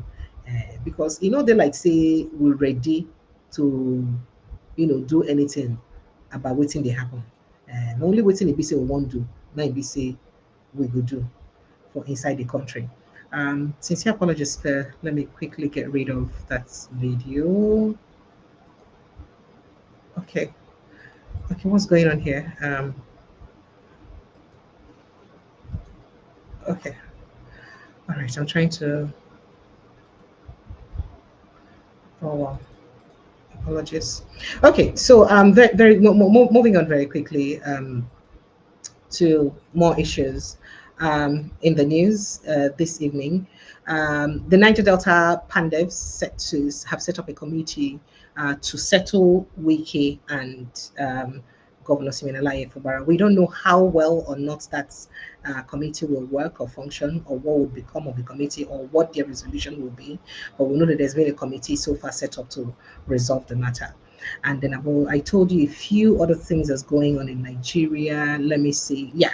Okay. So going on to other issues in Nigeria, our Governor Ayo Fayose don't speak a lot. He talk plenty things. He talk about Wike and Fubara matter, and he talk about why he be saying it no day good to rubbish Wike politically, or it impossible to shove Wike aside politically. And he also talk about the implications. In fact, there was something he said. He said the President Bola Ahmed Tinubu, he knows values loyalty, and he no go on trade Wike for Bara. We don't know how true that is, but if that is correct, then it's very scary. However, phone lines are open. Before we go to Ayush, let's see if we can take some calls. Hello, good evening and welcome. Hello. Hello. Good evening. Good evening, welcome, sir. What's your name and where are you calling from? I'm just calling from London. You're welcome, sir. Go ahead, let's hear you. Marvelous. Yeah. Okay. First thing, what I wanted to point out here, I think the first number one is this. Okay, sir. You saw when you played the video from the Edo State governor here. You saw when you played that video. If you watch very carefully, I believe that was the chairman sitting in his back. Or the chairman of Edo State chapter of the APC, right? That's the chairman. The one we wear glasses. Where we talk say they don't want to see Peter Obi for inside their state, Abi? Yeah. I remember that guy. That guy was the one that said something like that way back. You saw when the guy was speaking. You saw the way that guy was. It was a shock. You look at someone that was shocked, as if for the word that was coming out from the governor's mouth. You could see his expressions. I don't know if you noticed. Make a go plan again in Nigeria's official way. Sure, yeah, play that video again. Watch the guy. You could see the way he was looking at him like someone that is surprised. What is this guy saying? He shouldn't make blood. You could see when he was making reference, look as if he was defending the Fulani, defending the kidnappers and all that. But is it bad for him to defend them? After not being Waka go there, not being Waka go north, go beg Fulani that time. You don't forget. You see, sorry, go beg the Kano State governor over the killing of the Uromi guys. Okay, but on that, you will see that even some of the people that are with him, in a way, it's like from that expression alone, the way that guy looked at him, they look as if they do not agree with him as well. But they kind of out. No. It sure say no be because they just they edgy, make make mistake. Say because of that thing when mistakenly talk, say he promised to deliver insecurity for Nigeria, for Edo State. People see the use and they drag them, say that the insecurity believe say they deliver. So maybe they just they talk, say, okay, Oga, I beg, guide yourself, or I beg, make make mistake. Maybe now that's that agitation, say making no just make mistake. Now, I don't know. I'm just thinking. That expression is deeper than is that expression on his face is much than that. No.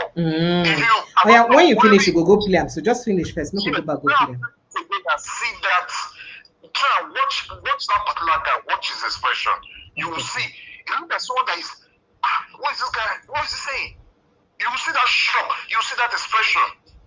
And the second one again, there was a program I was watching this. I think from this same Abu Dhabi or something where there was a program I watched this afternoon when the guy was talking about this tax issue or whatever. Mm-hmm. He said he named everything. He said, man, he said these people must be dumb for allowing that tax law to come through or for even paying that tax. He said you didn't give them healthcare. You didn't give them a better education system, and you are pushing this kind of tax to them to pay. There is even no way all Nigerians will pay it. I mean, I don't know why they don't talk, say they no go pay them. Somebody don't call into this show, they tell you how the amount to pay for electricity is not the amount the North is paying for electricity, irrespective of the band they are. I mean, the same thing with other issues. The roads that are towed in the southern part of Nigeria are not towed in the north. So what are we talking about? So most likely, not everybody will pay them. This guy is one of those Arab officials or whatever. I was just watching them when they were analyzing on TV. He's one of those officials when they brought him on air this afternoon from Abu Dhabi. It was like, man, these people must be dumb. He said they must be dumb for even allowing. There is first of all, you don't give them electricity. You don't. He said, look at Abu Dhabi, the UAE here now. He said, we don't pay tax. We got good. Yes, they don't pay tax. Education, a lot of things, so they take care of. Yeah, so we'll get them free. He said, despite the fact that when we go, we pay for some stuff. We pay for it because it's the way we make money. That's the same way we pay for some of the things we need. It's not honestly. He said, man, he keeps saying that these people must be really be dumb. They are really crazy for even accepting to pay this kind of stuff and all that, and they are still quiet, not saying anything about it. Thank you, sir. I was really ashamed with that. That's why I say Nigeria become the laughing stock of the world. All because you have people, incompetent leaders, people that the truth of the matter is we do not have leaders in that country. We do. We do have leaders, sir.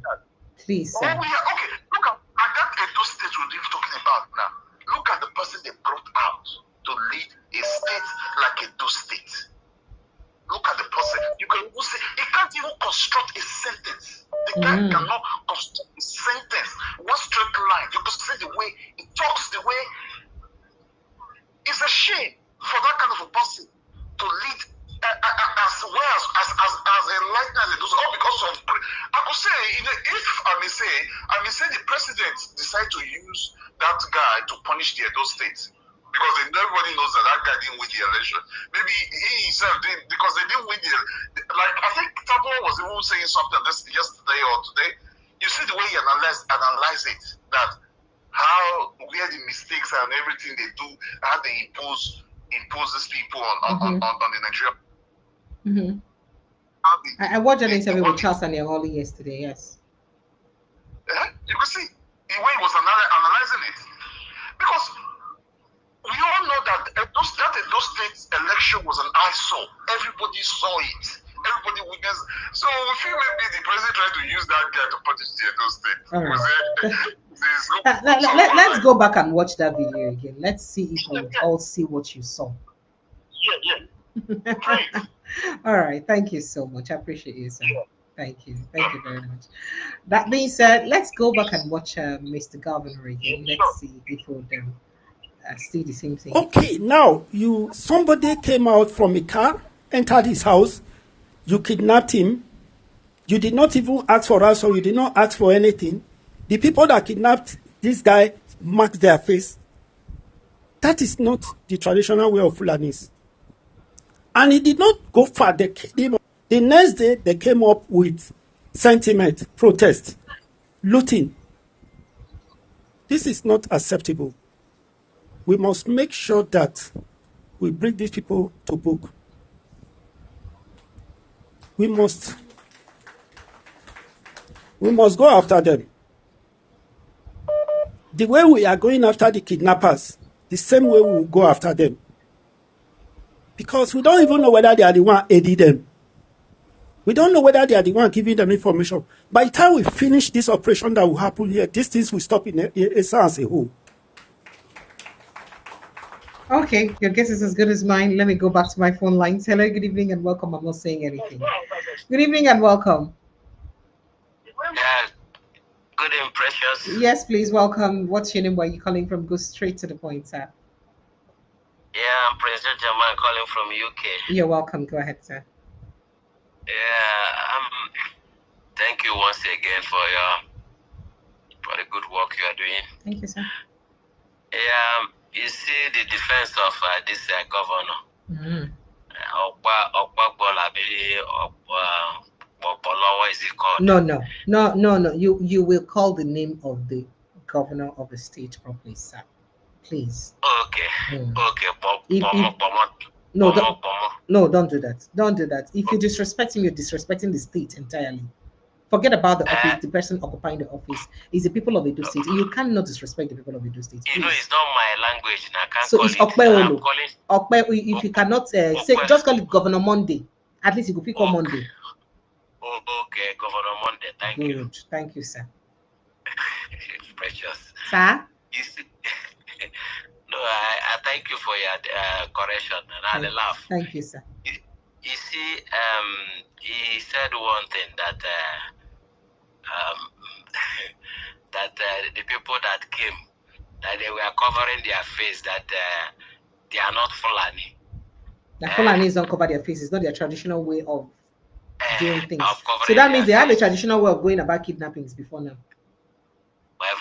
My sister, hold on, and the cover, I'm going somewhere. Okay, sir. You know, the guy is so naive in his explanation. You know, he said that they have not concluded investigation. He don't even know the people who came. I getting me? Now he's putting up a defense that these people. So a criminal will have one pattern of operating. Is that why he's trying to tell the nation that the criminal will have one pattern? If they are going to a place that incident happened in the afternoon, why, if it's a Fulani, why would they leave their face open? Yes, so the criminal will foolish to come to operate in the afternoon, and he will leave his face open for you to easily, where they know that CCTV camera is, and the governor is coming to put up a defense for such kind of this kind of incident. Is very, very laughable. You know, APC is I don't know if anybody that is in APC, I don't know if there's a way they change their brain and thinking. I don't understand. You know, another thing I want to add to this, Precious, sir, is we need to connect the dots of things happening. Because if you don't know where you are coming from, you won't know where you are going, according to Bob Marley. You know, can you remember that Nigerian army came and told us that the insecurity happening in Nigeria, it can last for 20 years. It can last up to 20 years. Do you remember that, Precious? Go ahead. Do you remember that? No worry, carry your own go. That Sadano Sokoto also come and made such statement that is going to last for 20 years. If ever it will be okay after that 20 years. You know?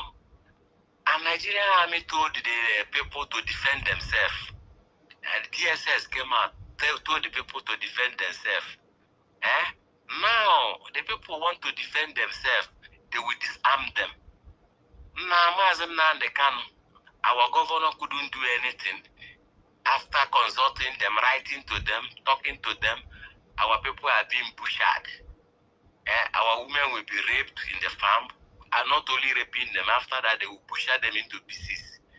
That was the reason why Mazen Nanekano put up ESN, Eastern Security Network, to defend our land. What is Nigeria Army, Nigerian government? But that is the same thing that is that the Kaduna State guy, Southern Kaduna State guy, is going through now for defending of his land. He's sentenced to death. Not be the same thing. Thank you. Thank you. Thank you. You know, that's what I'm saying. Everybody, every region that want to defend themselves, Nigerian army will clamp on them. That will tell you that Nigerian army has been hijacked. They have been hijacked since they are recruiting Boko Haram, repentant Boko Haram. There is no. Well, it's okay. Make I let you finish. They help me finish so that. Yes, even the army, before you put up the defense, the army, the lower rank are complaining that these people they recruited among them are giving out their intel.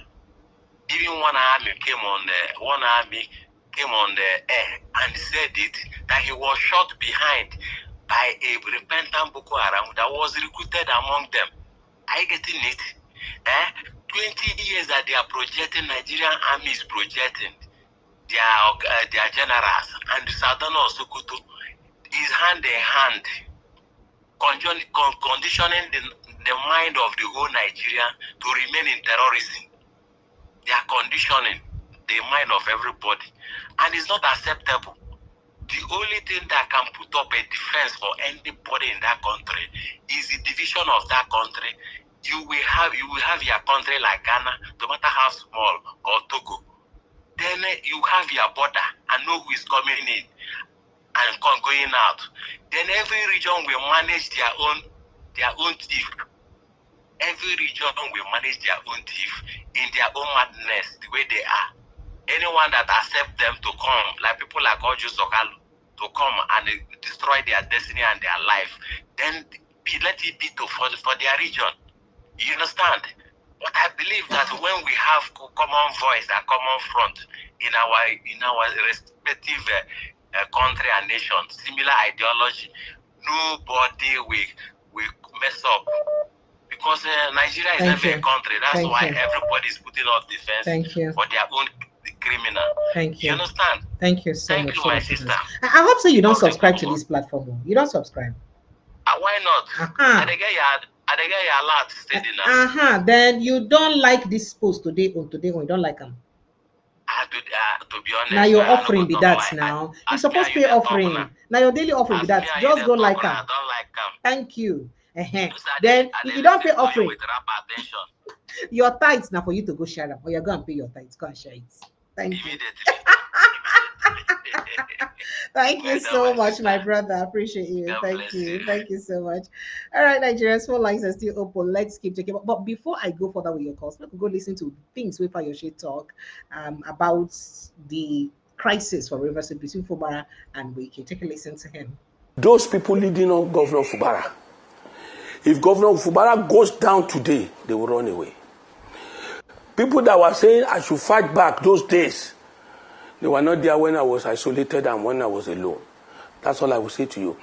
The current situation, the president himself, that I know, hates ingratitude. The president that I know controls Lagos from the palms of his hands.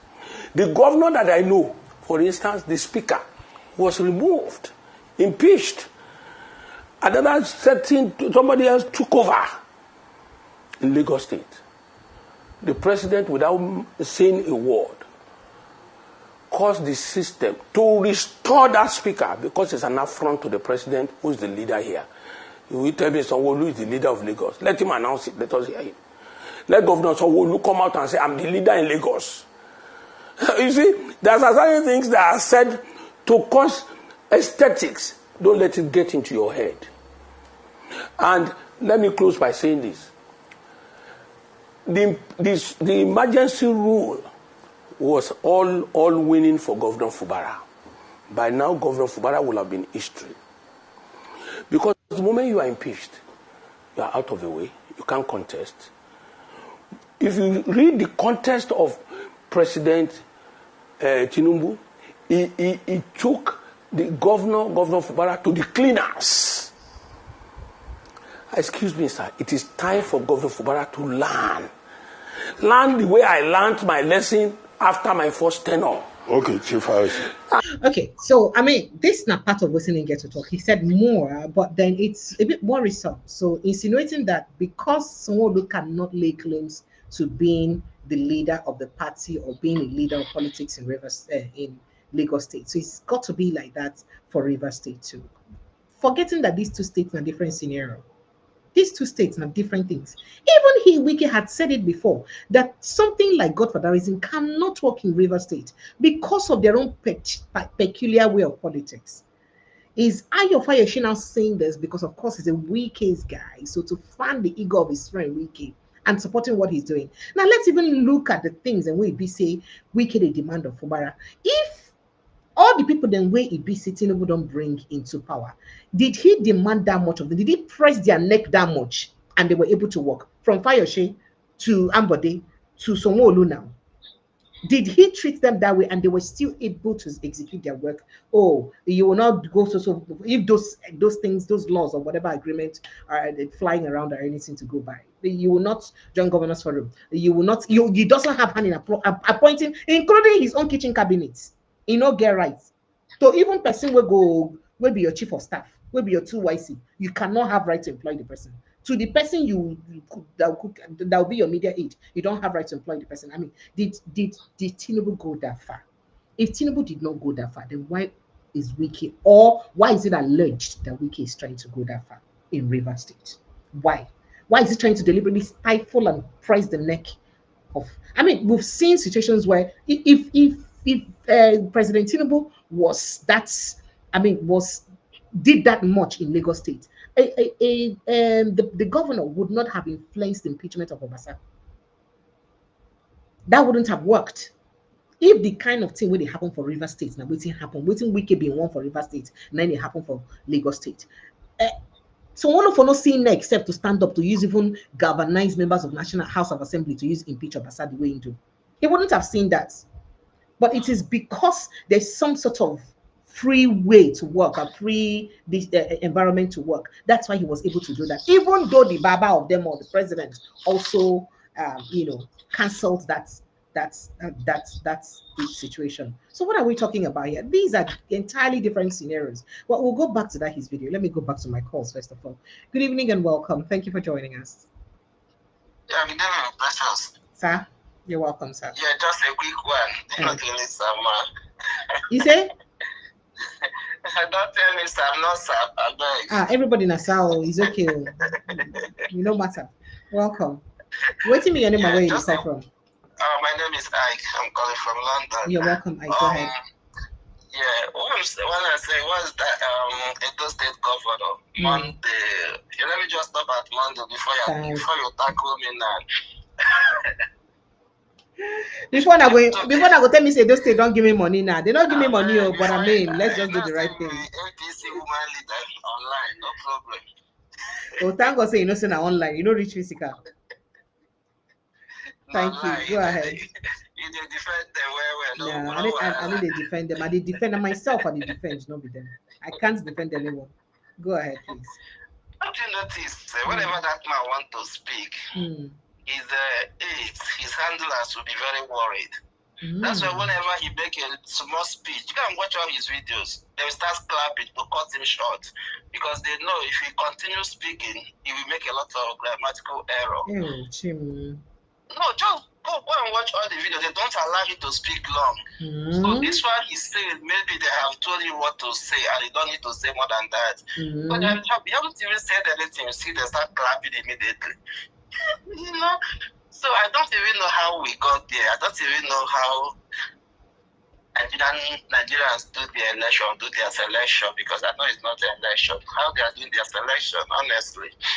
And secondly, concerning River State, they would have asked was the man that interviewed this Ayo, Ruben Ruben Abati? Abati. Would have asked Ayo who made Wike governor, because somebody made Wike governor, because this man was saying that Wike picked Fubara, who knows that nobody knows who is Fubara.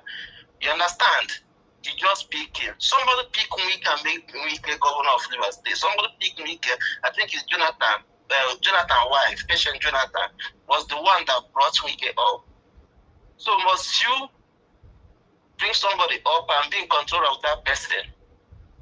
You understand? So he wants to do the same thing his guy is doing in Lagos State, in Rivers State. And that's exactly what Tinubu wants, all this kind of gangsterism politics. Politics of one man, politics of I am the leader, I am on top, so nobody will be on top of me anymore. You know, you shouldn't work in Rivers State. Rivers State is not Lagos State. Rivers State, they have a lot of languages inside Rivers State. You are from Rivers State, you know what I'm saying? Go ahead. A lot of, yeah, so it won't be easy for him in Rivers State. At least two of the House of members are saying now they have to reconsider the impeachment process, which is good. And thirdly, I beg, if America really wants to help Nigeria, if you know how you get in touch with Donald Trump, please do so. Tell him we need Americans to handle those things they send to us. We need American foot on the ground. Foot on the ground. Not be me, you go send that message. I can't go. Thank you. I beg you, because these guys will just give their family members, I don't want to say terrorists, or their family members, the ammunitions to continue where they stopped. Thank you. Thank you so much. I appreciate it. All right. Thank you. Bye. All right. Nigerians, if you've not subscribed to the platform, please make sure you do so. And also go like this post. Kindly like, share, and then follow us like a village reporter. Kindly subscribe and follow us. And my brother here says, why is your topic different from your reports? No, now go and watch from the beginning. You see that we discussed the particular topic of conversation very extensively. So maybe you didn't watch, all of the show. And I just wanted to reach out quickly to Amarachi Uche. You complained about data to watch and assume you're watching from Nigeria. I data no day now. Send me a message on WhatsApp and I'm going to run out for you now. Amarachi, Ama, can you hear me? Ama.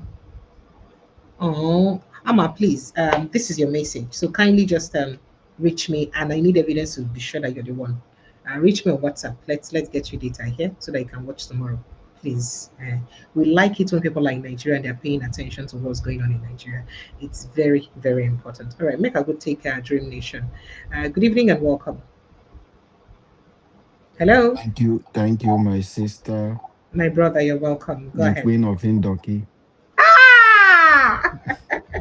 Make my ancestors not vex for you. They not crown me. Welcome. What's your name, brother? Where are you calling from? Yeah, it's good. You don't know me. I've been speaking to you several times. Okay. Yeah. Go ahead. You can see the name. You've called the name, which is our Dream Nation. Okay, I'm sure I've seen you, but just remind me where you're calling from. Yeah. Well, speaking from the United Kingdom. All right, so you're welcome. Go ahead. Yeah. We're passionate to see Nigeria working. It will work. Precious. Sir? Let me start from Rivers State. You see, one thing is that when a man doesn't know when to stop, everything has its time. No empire lasts forever. So I know some of them, they don't read, they don't learn from history. That is why you can see what is happening in Rivers State. And INEC is just silent. Is it time for campaign? Precious, are you in Nigeria? You never reach time for campaign. So what your uncle is doing, is that not campaign? It's supposed to be campaign, but now INEC now is supposed to call on to order. But because in the campaign for the president, they no go talk. Sorry. Because he's saying it at several of his visits, via it, supporting Tinubu 2027, saying I'm campaigning, I'm doing this. a speech from him coming out, a sitting minister of the Federal Republic of Nigeria. Well, when he doesn't know when to stop and when to know that your cup is full, and a man who doesn't have advisor, or neither he has an advisor, but he doesn't listen to advice, it is going to be difficult for that person to succeed. One, if yes, we can listen to advice, I don't think he will be doing what he's doing. Who is suffering is the Rivers resources and the people of Rivers State. How rich Rivers State is. And yet, the unemployment rate in Rivers State is over 13%. That is to tell you the indigenous of Rivers State, most of them are all unemployed. They are looking for job, even the one that has little thing to do. They can't even feed their family with it. Yet, have you asked yourself question, why all the governors, past governors wants to be president, starting from Peter Odile to Amiechi, Nyesom Wike, and all these people outside the Dr. Peter Odile, you will say, okay, he's a medical doctor. He was former deputy governor to Ada George, which is still a politician. There is nothing to show to say this is the source of income of these people outside the politics. Where do they have those money they are throwing? As alleged, they say Amechi sponsor Buhari into office. And Amechi have told us he doesn't have a business, it depends on his wife that is very poor. So which money did Amechi use to do those things, to sponsor? Which several governors that came in 2015 said it on live TV that Amechi single-handedly sponsored them. I want you to look at these things, precious. These are Rivers resources, not their personal money. And no accountability. Nobody is holding them to account for those resources. A man came out to say, I single-handedly bought form for all the candidates. Nobody is asking him question. Where did you get the money? Is it your personal resources? Are you supposed to buy form for every candidate to contest? And today, this is the result you are seeing. Your local, your assembly's member he bought form for have become useless. The governor he bought form for has become useless. Who is suffering? The Rivers people. So it is time for people to open their eyes and wake up and know how to hold their leaders and demand for what is theirs. If you continue to keep quiet, I saw a video of Senator George Sekibo Thompson, his house, even Wike with his mansion, shouting on how Abie Sekibo, is it Abie, Senator Sekibo Thompson house looks. For Wike, who has his own empire, to shout. Now look at those mansions. I give you 5 years to come or 10 years to come, Madam Precious, that place will be a rat house. Because if you are out of politics, the maintenance, can you maintain those property? You are flaunting the money that is meant for the constituency. You use it to build an empire for yourself. And look at how they live. Go to Ogubolo, where he's from. Everybody become a slave under them. They want to make decision on what happened with the people resources. Who was Thank here you. Sumwike? Kindly help me wrap up because somebody is on the line too. Thank you so much. Who was here Sumwike when we talk about? When you look at him, before he become a local government chairman. His father was And a manager today, of many businesses. a manager, yes, we agree. Manager, it says a general overseer, is a manager of his church. And why you can see that there will never be peace between Wike and anybody in life if Wike has been unable to settle with his own father.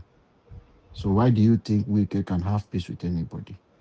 So I just encourage Rivers people to rise up and take back their state from this criminal element. Thank you, Madam Precious. Thank you so much, my brother. Thank you. Thank you. I appreciate you. Thank you. Hello, Frank Onero. Good evening and welcome. Yes, good evening, Madam Precious. You're welcome. Yes, now just two issues I want to address quickly. Go ahead. Urges of Kalu, Benjamin Kalu, especially urges of Kalu. Urges of Kalu should be in jail. When I say thieves and liars, criminals, now they rule government at different levels. People say are they talking here. Urges of Kalu was convicted, found guilty of looting, stealing billions of Abia State money. They are busy trying to hijack power from a sitting working governor of Abia State. It's not to Abia people. Then quickly on Edo State, the failed D7 governor of Edo State should concentrate, he and his people should concentrate on dealing with the kidnappers and leave students alone. For me, I lived in Edo State. I schooled in Edo State. I have affiliation in Edo State. During the election, of course, Edo State people had the option of choosing between two other competent people, the man in the Labour Party and the man in the PDP. But both Reading and the Edo State people, they collected money and decided to choose a D7 governor that cannot articulate for himself. So the people must rise up in the 2027 general election to put out all these criminals and thieves. Thank you. God bless you and have a wonderful day. Thank you. Thank you so much. God bless you too. Hello, good evening and welcome. Hello. Hello. Good evening. Good evening. Please help me reduce. Oh, thank you so much for joining us. I beg help me reduce the volume for that voice we listen to. Okay. Sorry, I didn't even know I was on. Thank you. Welcome. Yes, I just wanted to. Everybody was complaining, so I just wanted to call and tell everybody to calm down. Yeah. What's be your name, sir? Where you call from first of all? My name is Big Mo. Okay. I'm calling you from Nigeria. Oh, okay. Welcome. Yes, I just want to tell everybody to calm down because I grew up. Our parents they vex with all these things. We they watch. We don't understand. We can't grow up. We too have children. Now they are watching us. I hear some people say, oh, Wiki is a thief, the one before him is a thief, the one after the girl thieves. So how do we get past all these thieves? Yeah, we don't seem to be focused on how we get past all these thieves. Instead, we always focus on, oh, this guy is this and this one stole.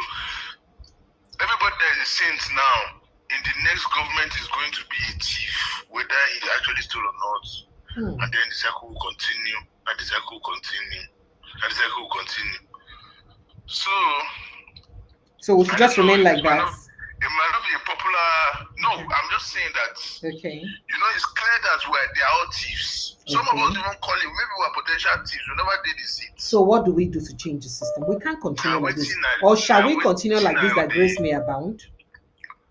Well, that's what I'm saying. That's because these are how I grew up. The soldiers, when they came, they were thieves.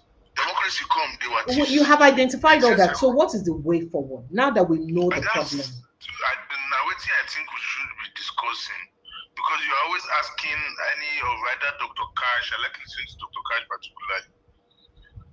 So I'm guessing, can we switch it up and just please be saying some of the way out? But we have. If you listen to this platform, a lot of people have preferred solutions, including Dr. Cash himself too. That's what I'm saying. I like Dr. Cash in particular because he always tells us the history about the problem. And then what is going on He's now. also proffered solutions because at several locations we have asked for solution and he did exactly. So, but what is your own solution? What do you think the solution to this whole menace of should I be honest? Just be honest. Okay, I'll take. It's not even necessarily my solution, but I agree with you. There was a time Obasanjo said that if a number of them don't leave this country, don't leave this world, Nigeria will never be straight. He put himself at number 3. Personally, I feel that is the answer. So should do away with our leaders? I don't know how, but personally I feel that's the answer, because somehow, I don't know if you saw him recently, he's holding Peter Obi's hand in one place. He's holding Atiku's hand. Don't forget he said that if he put Atiku forward, even the heaven will not forgive him. This and they went for parties, holding everybody's hand. They are greeting him, Baba. So, at the end of the day, now they always come this kind of forum discuss. What will happen there will happen there. Personally, I'm not even from the south, but I like what Peter Obi is doing. I just don't understand this ADC part, but I want to see, because he surprised me, he's surprising me, so I want to see. But generally speaking, man, I mean, it's all the same story. So that means you don't have a solution, bottom line. I just told you my solution now, which I know is stretching this, but we don't know whether one miracle can happen. Okay. Because as far as they are breathing, I don't think anything can happen. All right, thank you. So I don't know who will do that work. Hey, I refuse to understand what you're talking about, but it's okay. It's your opinion. I didn't say it. Obasanjo just said it. That's what I'm saying. I mean, too, I don't even understand what you're saying. Yes, because he puts himself, you're not saying a pidgin English, I don't understand. I need to understand English language, especially for nights like this. He can't put himself as number 3. No problem. Thank you. Certain people don't live. I hear you. I hear you, but now understand, I don't understand, but it's okay. Meanwhile, you don't subscribe to this platform. Of course. Thank you. You make you go like now, pay your offering. I even just liked your mohawk now. Please don't change this hairstyle. I like it. Stop it. I don't like it.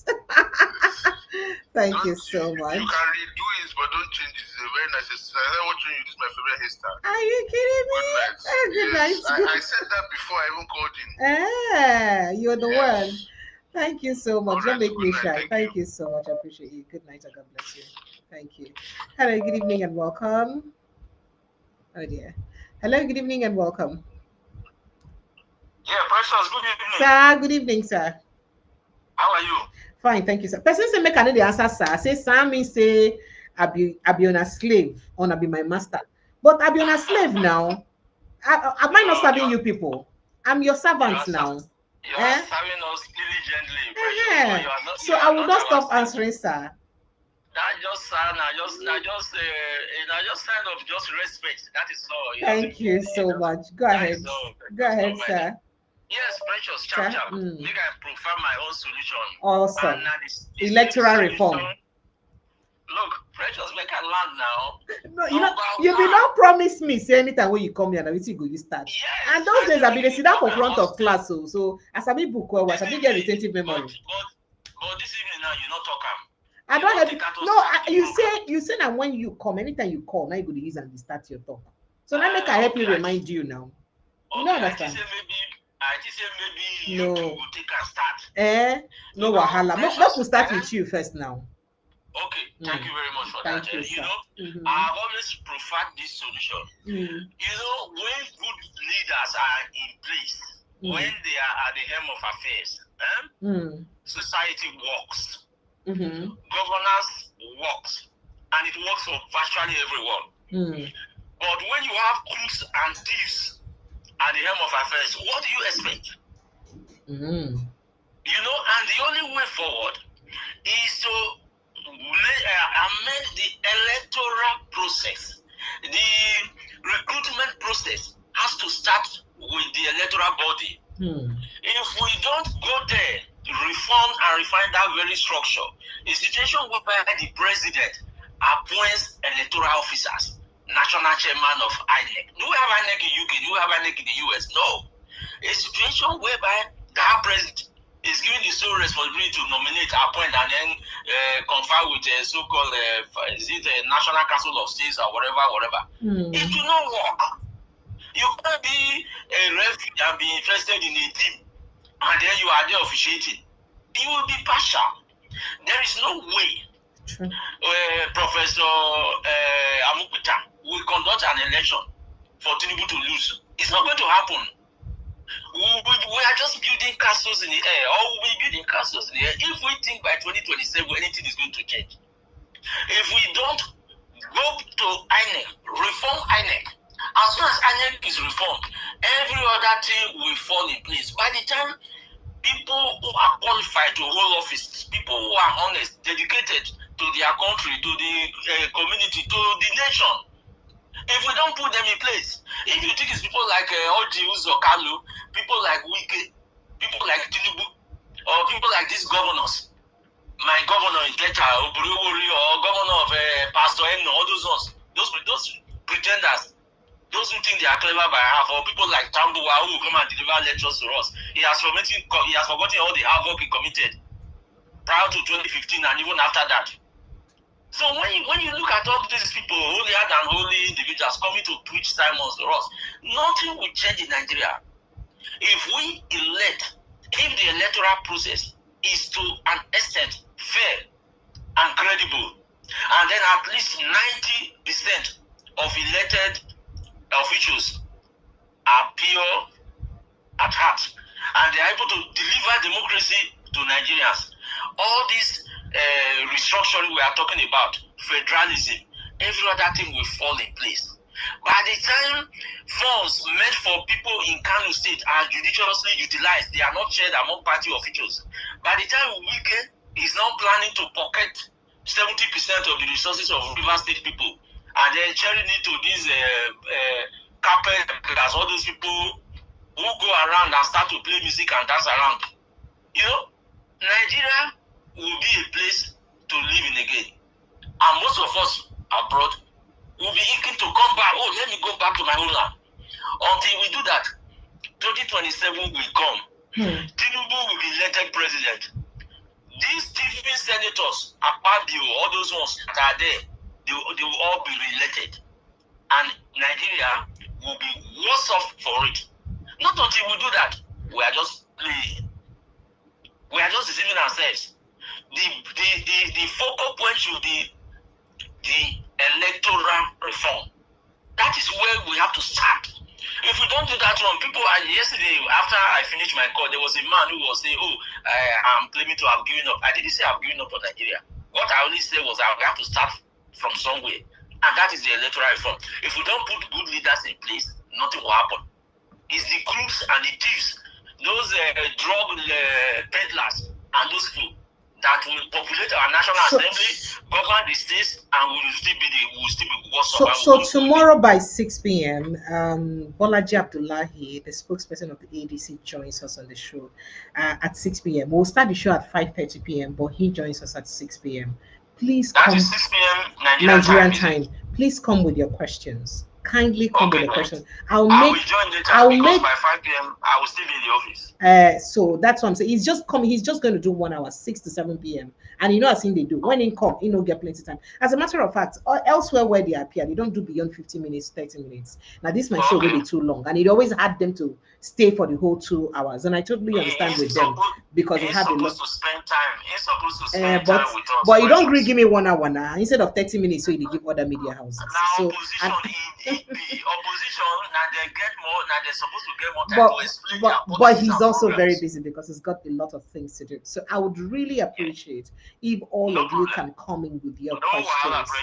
If the calls are too much, we can also send the questions and concerns via messages so that he would respond to your call concerns. In fact, I want you guys to do more of the questioning tomorrow, not me, if possible. Okay, then. No problem. Thank you. No problem, Precious. Thank you. Take care of so yourself. much. All right. God bless you, sir.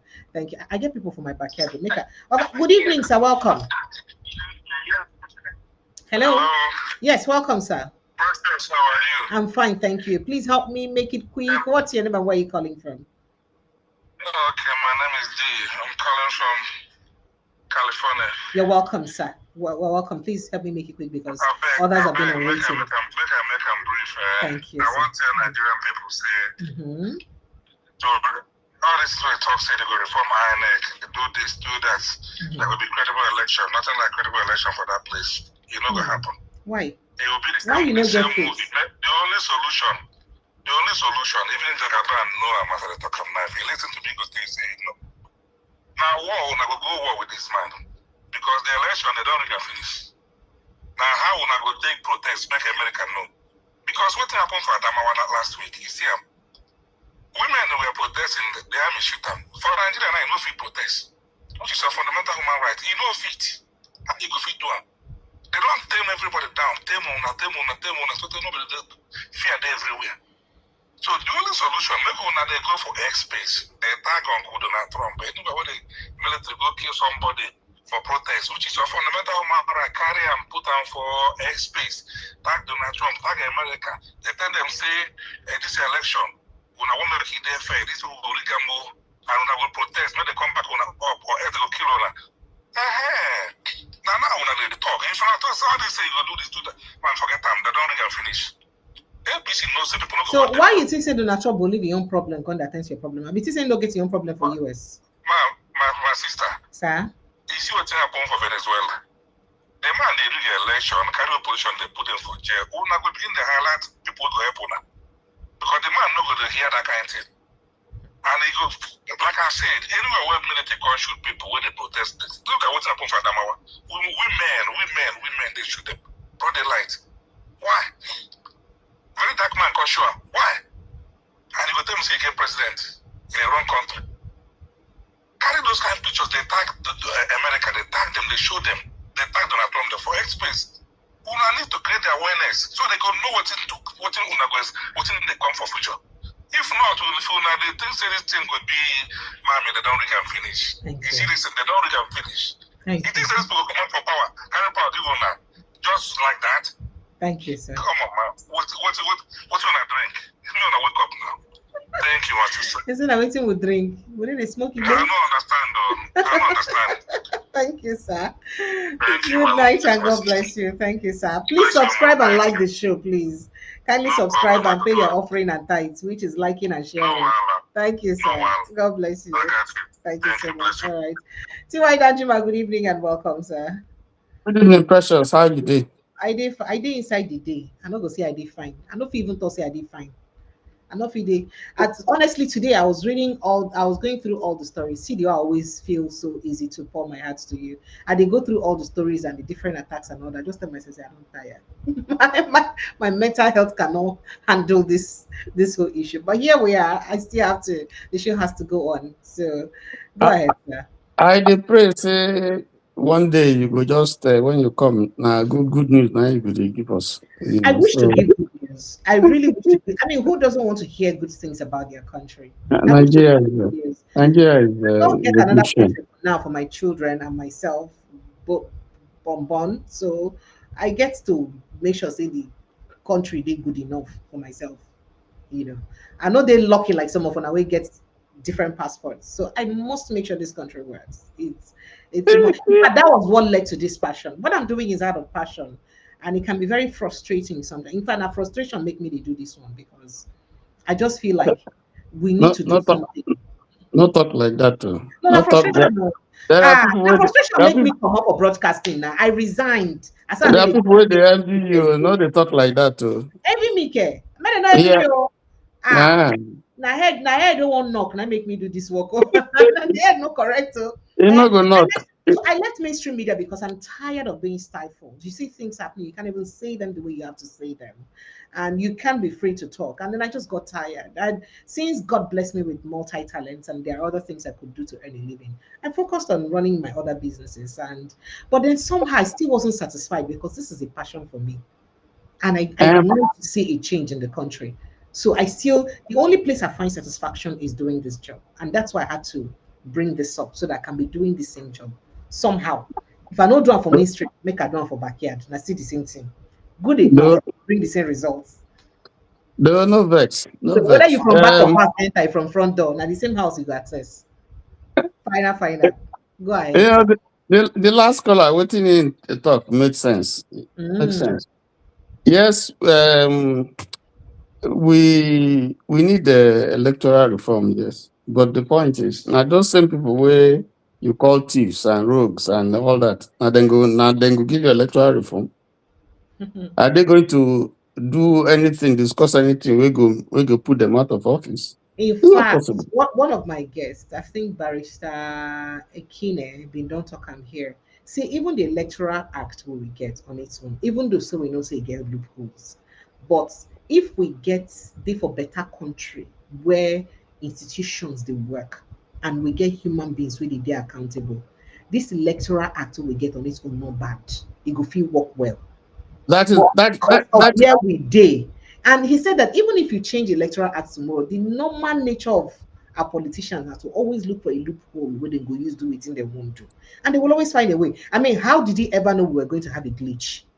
After we fine-tuned the electoral act and said, in fact, did you see the way INEC dragged during that electoral reform in 2022? Then I was still with Wazobia TV, and we were arguing that when the NCC and INEC came up and said, no, when the House of the National Assembly were saying that they will not, add the direct transmission of results in the electoral act. And say because some people come they talk, so for their areas, network no day no to they, help capture their areas. So I in contact say no, then go ensure say NCC provide network. NCC say don't answer say no, we agree that we provide network across Nigeria for it to happen. So we had confidence that both INEC, NCC are pressing on our legislators to make sure they do the right thing. We were very excited about it that network go day. I mean, if I want to do bad in network today, why this and now network? No? We were very excited. Only for that same thing we will pray for to be our greatest ongoing. Shock you.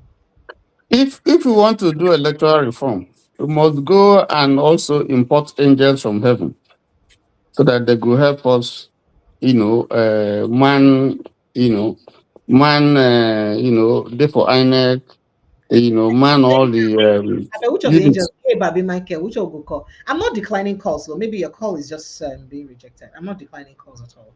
Because like you said, the electoral laws we will get, if we operate them the way it is, we should make some headway.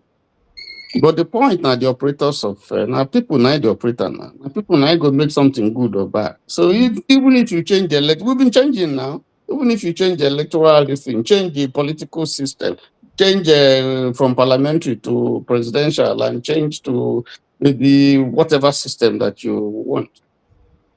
Once the same people still there, now garbage in, garbage out. And besides, even if they manage, say they even were able to discuss and push something to the president. If you know accent them, you say no go, you don't want to go sign anything. We go in a country where come somebody like Rogers Okalo can be admitting that they were killing people, and we're so just passing by, so we just look at so the problem is not electoral reform. The problem now not the electoral reform. It's not, in my own opinion. The problem not the electoral reform. Electoral reform, is it going to address impunity? Is it going to address corruption? Is it going to address all the nonsense with insecurity? Is it going to address all the nonsense with this?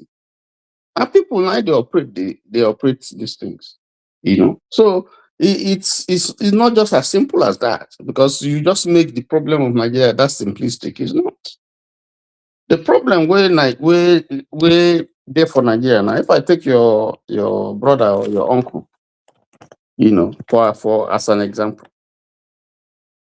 This now some of the things when he said, look, I just quote two things when he said. He was saying, talking about PDP. He said, quote, there are things I cannot do. Even for the sake of my children, I wouldn't do it. I would never leave PDP. I would never disappoint PDP.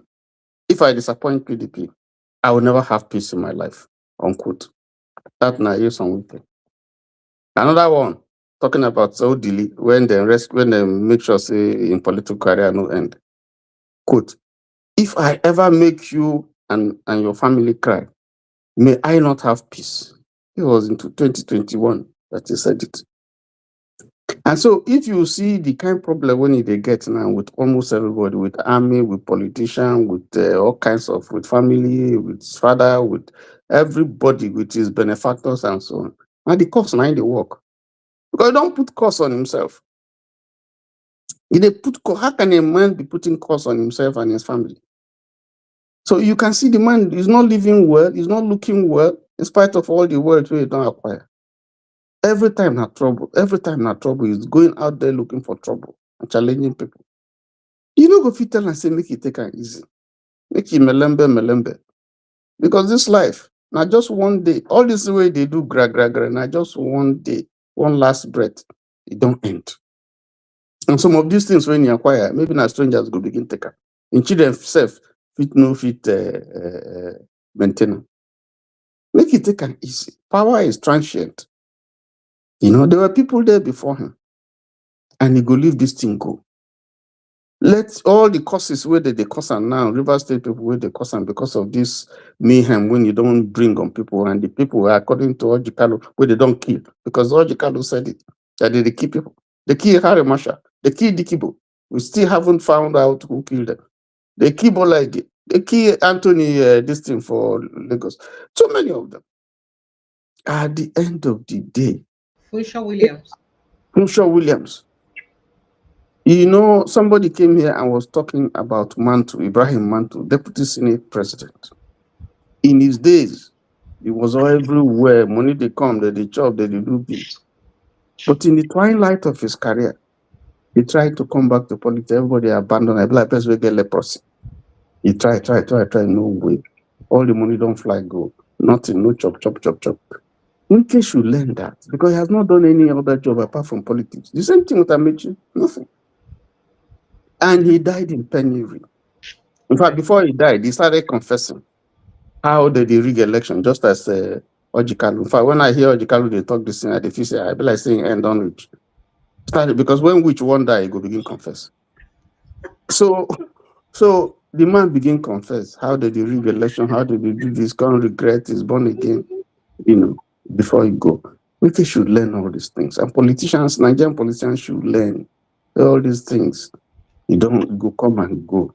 Tomorrow, you don't go. All of them don't come, go. At the side kilo, they don't come, they don't go. Let them take it easy. Melembe.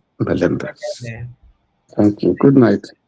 Thank you so much, Tiwa Danjumasa. I appreciate you. Thank you. Good night and God bless you. Hello, good. Tomorrow, please don't forget to join on time, sir. Tomorrow with Ogabola Abdullahi, 6 p.m. Nigerian time.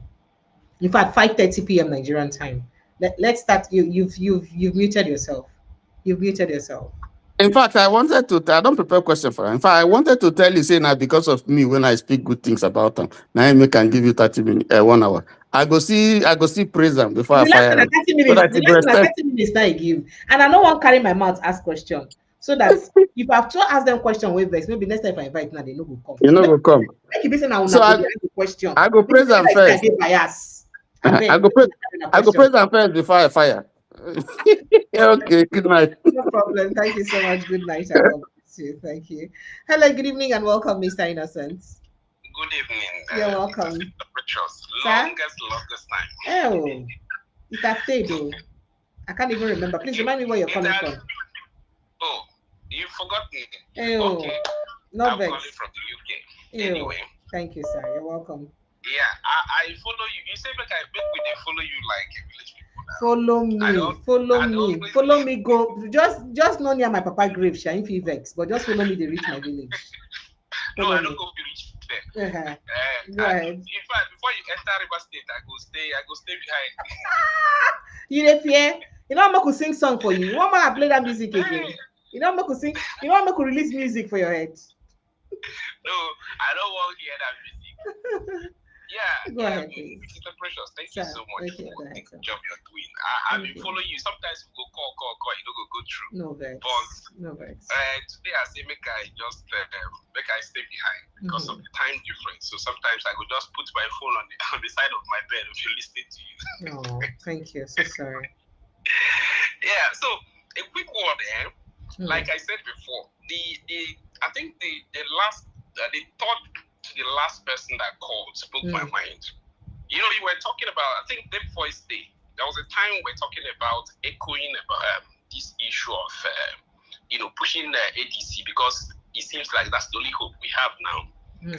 Of course, there are many places, but that's the only hope we have now to change things in 2027. We need to continue to echo. You know, you spoke about this young man they went to the Senate and everything, talking about electoral reform, and it seems that everything has just died down.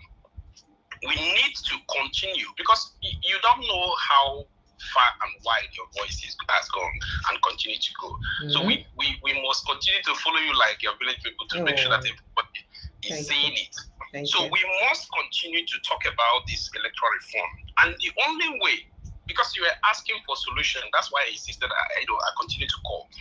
We need to push ADC. I have been trying to get into their membership, to join their membership. No talk plenty for ADC. Just ready that question tomorrow. Now, because of questions like this, now make her the beggar making come. Now make her say me, I no go talk plenty. In fact, I think keep my own question 15 minutes. So in fact, now make I won't make we start by 5:30. So that we go down finish our own normal things when they happen for Nigeria conversation. Then before you join us at 6, then me and Dan just exchange pleasantries for 15 minutes. You know, so if you ask them one question, you go use 15 minutes, answer them. They make an open phone line. I beg, just bring your questions on. It's very important. No, I go write down my questions, but just in case, because I know a lot of people will be waiting. A lot of people will be waiting. So, but you see, there's one thing that is missing, like what T.Y. Danjuma said, and what the last person before T.Y. Danjuma also said about even if we shout it tomorrow, nothing is going to change if nothing is done. Do you remember that young man? There was a person before 2023 election. There was one man that gave detailed information of when the INEC started planning for that weekend. There was this the guy from, I think from Enugu or so, who they say was the architect of that the technology they wanted to use for that election. He was the head of the IT department in INEC. They retrenched the guy, they removed the guy from there, sent him to Enugu and made him deputy secretary of the region. And that was when they were planning to remove somebody who does not. So if you pay attention, there are people who always know what is happening. And when they say something, we need to echo it. Because I remember somebody said it. People queried it. And they said, oh, it's a normal retrenchment. They are reshuffling people. But you remove somebody who is the head of IT department in Abuja and sent him to Enugu and made him deputy secretary, where his voice will never be heard again. So when things like that happen, we need to be vigilant and let's give people like ADC. That's why it's not enough that we are joining, we are going to support them or but we have to follow them and make sure that when people are in the street, ADC leadership should be in the street. But let me keep it for tomorrow. All right. Let me keep it for tomorrow. All right. So thank you so much. We'll prepare for tomorrow. Thank you. Thank you so much. I appreciate you. Thank you. Thank you very much and good night. Thank you. Make I go talk to my brother. Oh, the Barrys, good evening and welcome. Beautiful, precious. I tell you, so they call you Preshito. Then go, no matter how they basketballs from left to say you go see the fine. They will not the carry last. Oh, stop it! I like it. You go see the fine. Well done. Yeah, me. I just want. I hear that name. Now for River State, I hear that name last. Now River, now they tell you now. So what they call Preshito be nice. So nice. Now let me go call you that thing. Go ahead, sir. Yes, so I get one question where I just want to ask this evening, right? You know when this our River State Assembly people being decam one leg in, one leg out, all right? And then there was a law case, there was some kind of a lawsuit or so that said if you decamp, you will lose your seat. Yes. And PDP did not finish that process because they didn't claim, they said there was some kind of unfinished work on the ADC, did not accept them, or they didn't have their ID cards, so many things that didn't make them follow through. Now that they have fully decamped, they've been accepted, they have their membership ID to the APC. What happened is there a way that PDP can now come and say, there is no way because PDP is presently fragmented, remember. In fact, PDP on its own is not even sure if it's still a political party until pending the outcome of the different litigations. Is that what the court said, or that was just random opinion? PDP will carry the matter go courts. Ordinarily, the courts not supposed to give credence to Wike faction because they don't get part of the board members and all that for their team. That's what I'm saying. So to forget. Ordinarily, it's not supposed to be, but we know Nigeria. I mean, the court is already giving them. INEC don't even come out PDP for inside an election because of say they get court cases. It come out PDP totally for an upcoming election. So what do you expect? What do you expect? You think INEC will listen to them? The same INEC that heard, noticed or had knowledge of the Supreme Court judgment on Labour Party in favor of Nenadi Usman against Abure and kept quiet until Peter Obi left the party before they now reminded Abure that he's no longer in charge of the party. What waiting it to go happen? Okay, well, whatever the case is, we know that matter go court again. Remember, see that now some of the matters in which Fubara supposed actually come out, where you come out. But right now, Fubara might be one of the persons who supposed don't carry that matter go court, and now he's also left the party. So why is he taking the matter to swing against people who come to the same party? He's not. No, he's not the one to sue them. It's the political party that gave those people that those people contested on their platform. Faction of the political party now. Now the legitimate faction. Now we not say we can see we not who don't recognize where we can the press down with court. I be way in the court against. That can be question now. The court is yet to acknowledge which of the faction is legitimate or not now. As it is right now, as it is. And that anyways, members still the campaign because they're unsure. Anybody will come up now, anything will happen. I think people don't just have confidence enough in the judicial process, judiciary anymore. Enough to say, make I take this decision because with the look of things, this one might be the right decision. You know, they like that again. That's true. That judiciary don't. We not say that thing is just that arm of government shamefully, disgracefully. I don't know what type of school that they even there. There's no way that those guys just will not be shameful. We will talk to them with respect so that no one gets court judgment. Sorry. Go ahead. But anyway, so I tell you, say this particular year, now we define solution to something, and one solution where I want find bring to these killings where they happen. I am praying and I've written to my Nigerian pastor. I say, sir, I want to see us pastors, churches, all right, find a way. I am ready to sell anything where I get, close my any whatever investment and buy gun for churches. Make them start to protect themselves or the village where they. If we don't do that, these people are not taking it easy. This is the only platform. And maybe a few other ones where they actually tell what thing they happen, because this is what I find out. Excuse me, sir. Before you finish that talk, there is a young man right now from Southern Katrina who was defending his community against Fulani militias. He's actually been sentenced to death right now because he was defending himself. I saw that. A particular former military officer, soldier, where they defending people for Benue State, where the same bandit or terrorists don't target now, go kill them for inside that same village. And you know why it happens like that?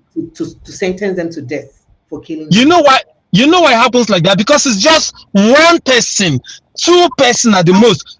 Precious, the moment this thing becomes an attitude that people massively say, you know what, this is our solution. This is what we have to do. We cannot, you read it earlier now. Every time during Buhari, the military will come to the village. Even the guy said it. Military will come to the village. When they come, they will ask people to they came to my village too now. They asked my people to win the amnesty thing. They asked my people to surrender gun. Guess what we did? I told my people, they brought the 001s and dropped the matter and keep the. Why it is say this kind of nonsense? I don't want to tell you some things we try to happen for that side way. Once they show something, people go back off. Anyways, I want to see churches. Why are they so quiet? Why are these people quiet? What did they happen? Me actually say that they're supposed to talk fast. I want to see churches say, we need to start doing this. We need to start. Let's find a way to start doing something. And one of your caller, I called from California, and he said, "Ona." He's a Nigerian. No, those are the languages that I found. I hope he's listening. My guy, I beg, myself, we both there here. Make we say we. Let's stop that on our team, push it in away. Even here where we do, you know, see what thing that happen. You know, see what thing that happen for you. Just because I never reach anybody. I mean, at least me, I know say you know if you reach me, because I know as I take enter. My own, the world knows. So I want advice or encourage those who they outside, those of us who they outside. Let's start saying us and do the best we can do to, this fight now for all of us. So I know the fifth sleep when I hear say people they die like this. I don't even. I spoke to one lady, Precious. Sorry, one lady. She is from Kogi. All right. She has all her children there abroad here. They are my clients. So I asked her, I said, she just came back. I said, Mom, these things with her, she's a Muslim. These things with her happen and all this killing, this Kogi, Ben, and all this. You know that she actually told me nothing is happening. You see, so these people have soft spot for this killing. These people, their Muslim brothers. They maybe not in as much as they claim to be, oh, it's not the same. They have soft spot. So one of the things what we're going to do now, all these top offices, we're going to find who is heading these places. Because these people, this is not fair. They have something, they are supporting all this nonsense. Christians, let's hide behind this Trump matter and come behind it and follow this thing. If we just sit down here, oh, I let America. Why? America no go fight. They don't start the fight for us. We could just get up this thing and follow this thing. I said, I talk to you now. I know what thing they do. And anyway, make I just talk small beg. Hey, stay beautiful, please. Stay beautiful. Yes. Have a great one. Thank you so much. I appreciate you, brother. Thank you. Bye. Tomorrow. Thank you. Tomorrow. Hello, good evening and welcome. Hello, Precious. Good evening. Good evening. Thank you. What's your name? Where are you calling? This guy don't talk too much, oh. Sorry, no vex. No vex. Yeah, no, not me, oh. But he's saying he's bad. That's all. I'm not angry about it. So that's the same problem because the problem we are having down there is giving everybody mental issue here. Stress. When you begin to think about your home and where you are, and you begin to when am I going to be like this in my home? When am I going to be free as a human being or live like human being in my home? So what I want to say is that I'm sometimes when I hear people talking about election, I've never seen somebody that his house is on fire. He's still pursuing rats. Your house cannot be on fire. You will be there checking out about the rats and the mouse are in the house. So you have to first of all put off the fire. Like now, I saw one video that was so disturbing. It's very, very disturbing. Like those students from Eboma. Precious, if you remember, as of when Bagida, the military, when they are there, when you hear that students are having riots, they are protesting, the whole Nigeria, everywhere will be shut down. You will see taxi drivers, you see bus drivers, everybody driving on the street, they will put green leaves on their car. So that time the military, they are also scared about student union. But this time around, look at student union, Precious. Look at what they did to those students.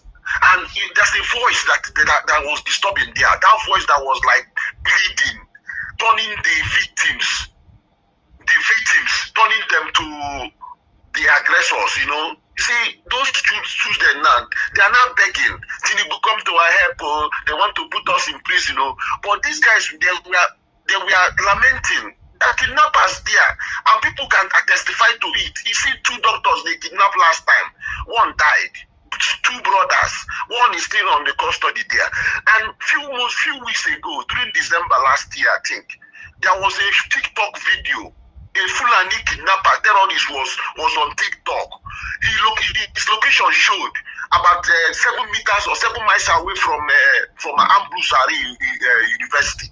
And these Ambrusari, these are the students. But Okobelo, I'm sorry, Mumu governor. No. Executive governor of the state. I'm sorry, but that was the So he went to that. I don't know if it is palace or where he went to. He was telling the man, the people, addressing people that place that they kidnapped somebody and the people are protesting. You saw that the person that caused this protesting is living far away in Russia.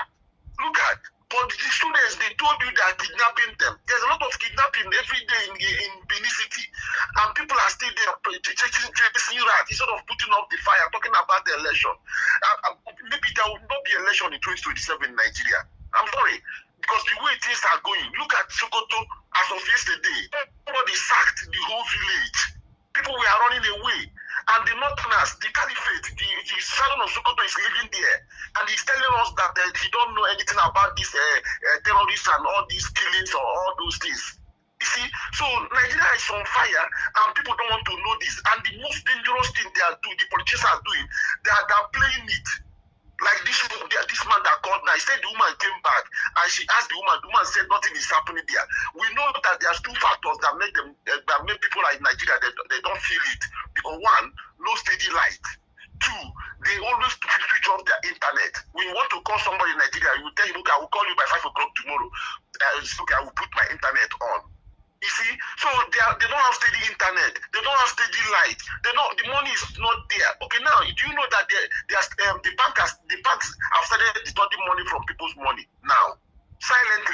But you will not know. But if you pay attention, you will see that they are removing money. 20,000, they remove 150 naira.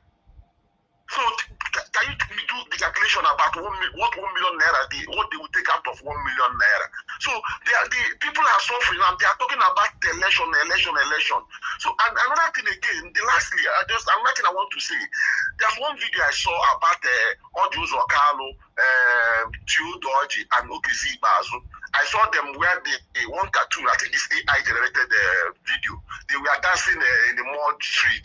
I want people to repost that. To repost that video, so to shame those people. And you saw the video you just played where Audis Okal was telling they kill people, they do this PDP, but nobody dies. That was when he says he came back. He now changed it. So preparing for election, why there's a lot of killings, why there's hunger. You know, I've never seen a poor man we're going to fight without food. I never seen anybody going to market without money. So if the country is not stable, nothing is going to work. Nothing is going to. So the best thing for me, I still stand on disintegration. Let's just partition Nigeria. Everybody stay on their own. Say we know who is going to kill who. Understand? But this time around, you see they are migrating. You see the kind of killings they're having in all this side. But one thing I like again, they are scared about South-East and South-South. Because they cannot kill people the way they are killing people other places. Because when they kill like that in South-East or South-South, it will be war. That's why they always come there to kill one by one. They kill people small. Nobody will notice that. But the one in Edo State, they have conquered that place. And the governor and the traditional rulers and the other rich people and other politicians, they are still downplaying it, deceiving people. And people are now vulnerable. Thank you, Precious. It's very, very pathetic. If they don't put off the light, there will be no election, and then maybe there will be no Nigeria. Thank you so much. Thank you. Good night. Thank you. Thank you so much. Good night. And thank you, everyone, for speaking very passionately about Nigeria and about the way forward for inside our country. We just hope, say, all this talk, no go the waste, it will reach the right places, as we hope, say, they reach already, and then it will strike the right chord so that we could take the right actions. We will bring our country to that level we want them to be. Honestly speaking, if this country is spoiled, in fact, the people, then when they lead on, almost all of them get second passport too, for themselves and their families. Now, most of us as citizens find nothing for us like language. So we must make sure this country works. We must make sure it work. And one day, it will reach that level where it's supposed to be. Thank you to everyone who don't join the show. Tomorrow, 5:30 p.m., Bolaji Abdullahi joins us on the show. I may have to, I don't know, I'm thinking about it. I may do live twice tomorrow. If we do the 5:30 to like 8 o'clock, and I come live again by 10 p.m., I don't know, but we'll talk about that. I may have to be live twice tomorrow. But for now, thank you so much for joining us. Remember to protect your mental health, and I know say, well, I need to finish on Nigeria.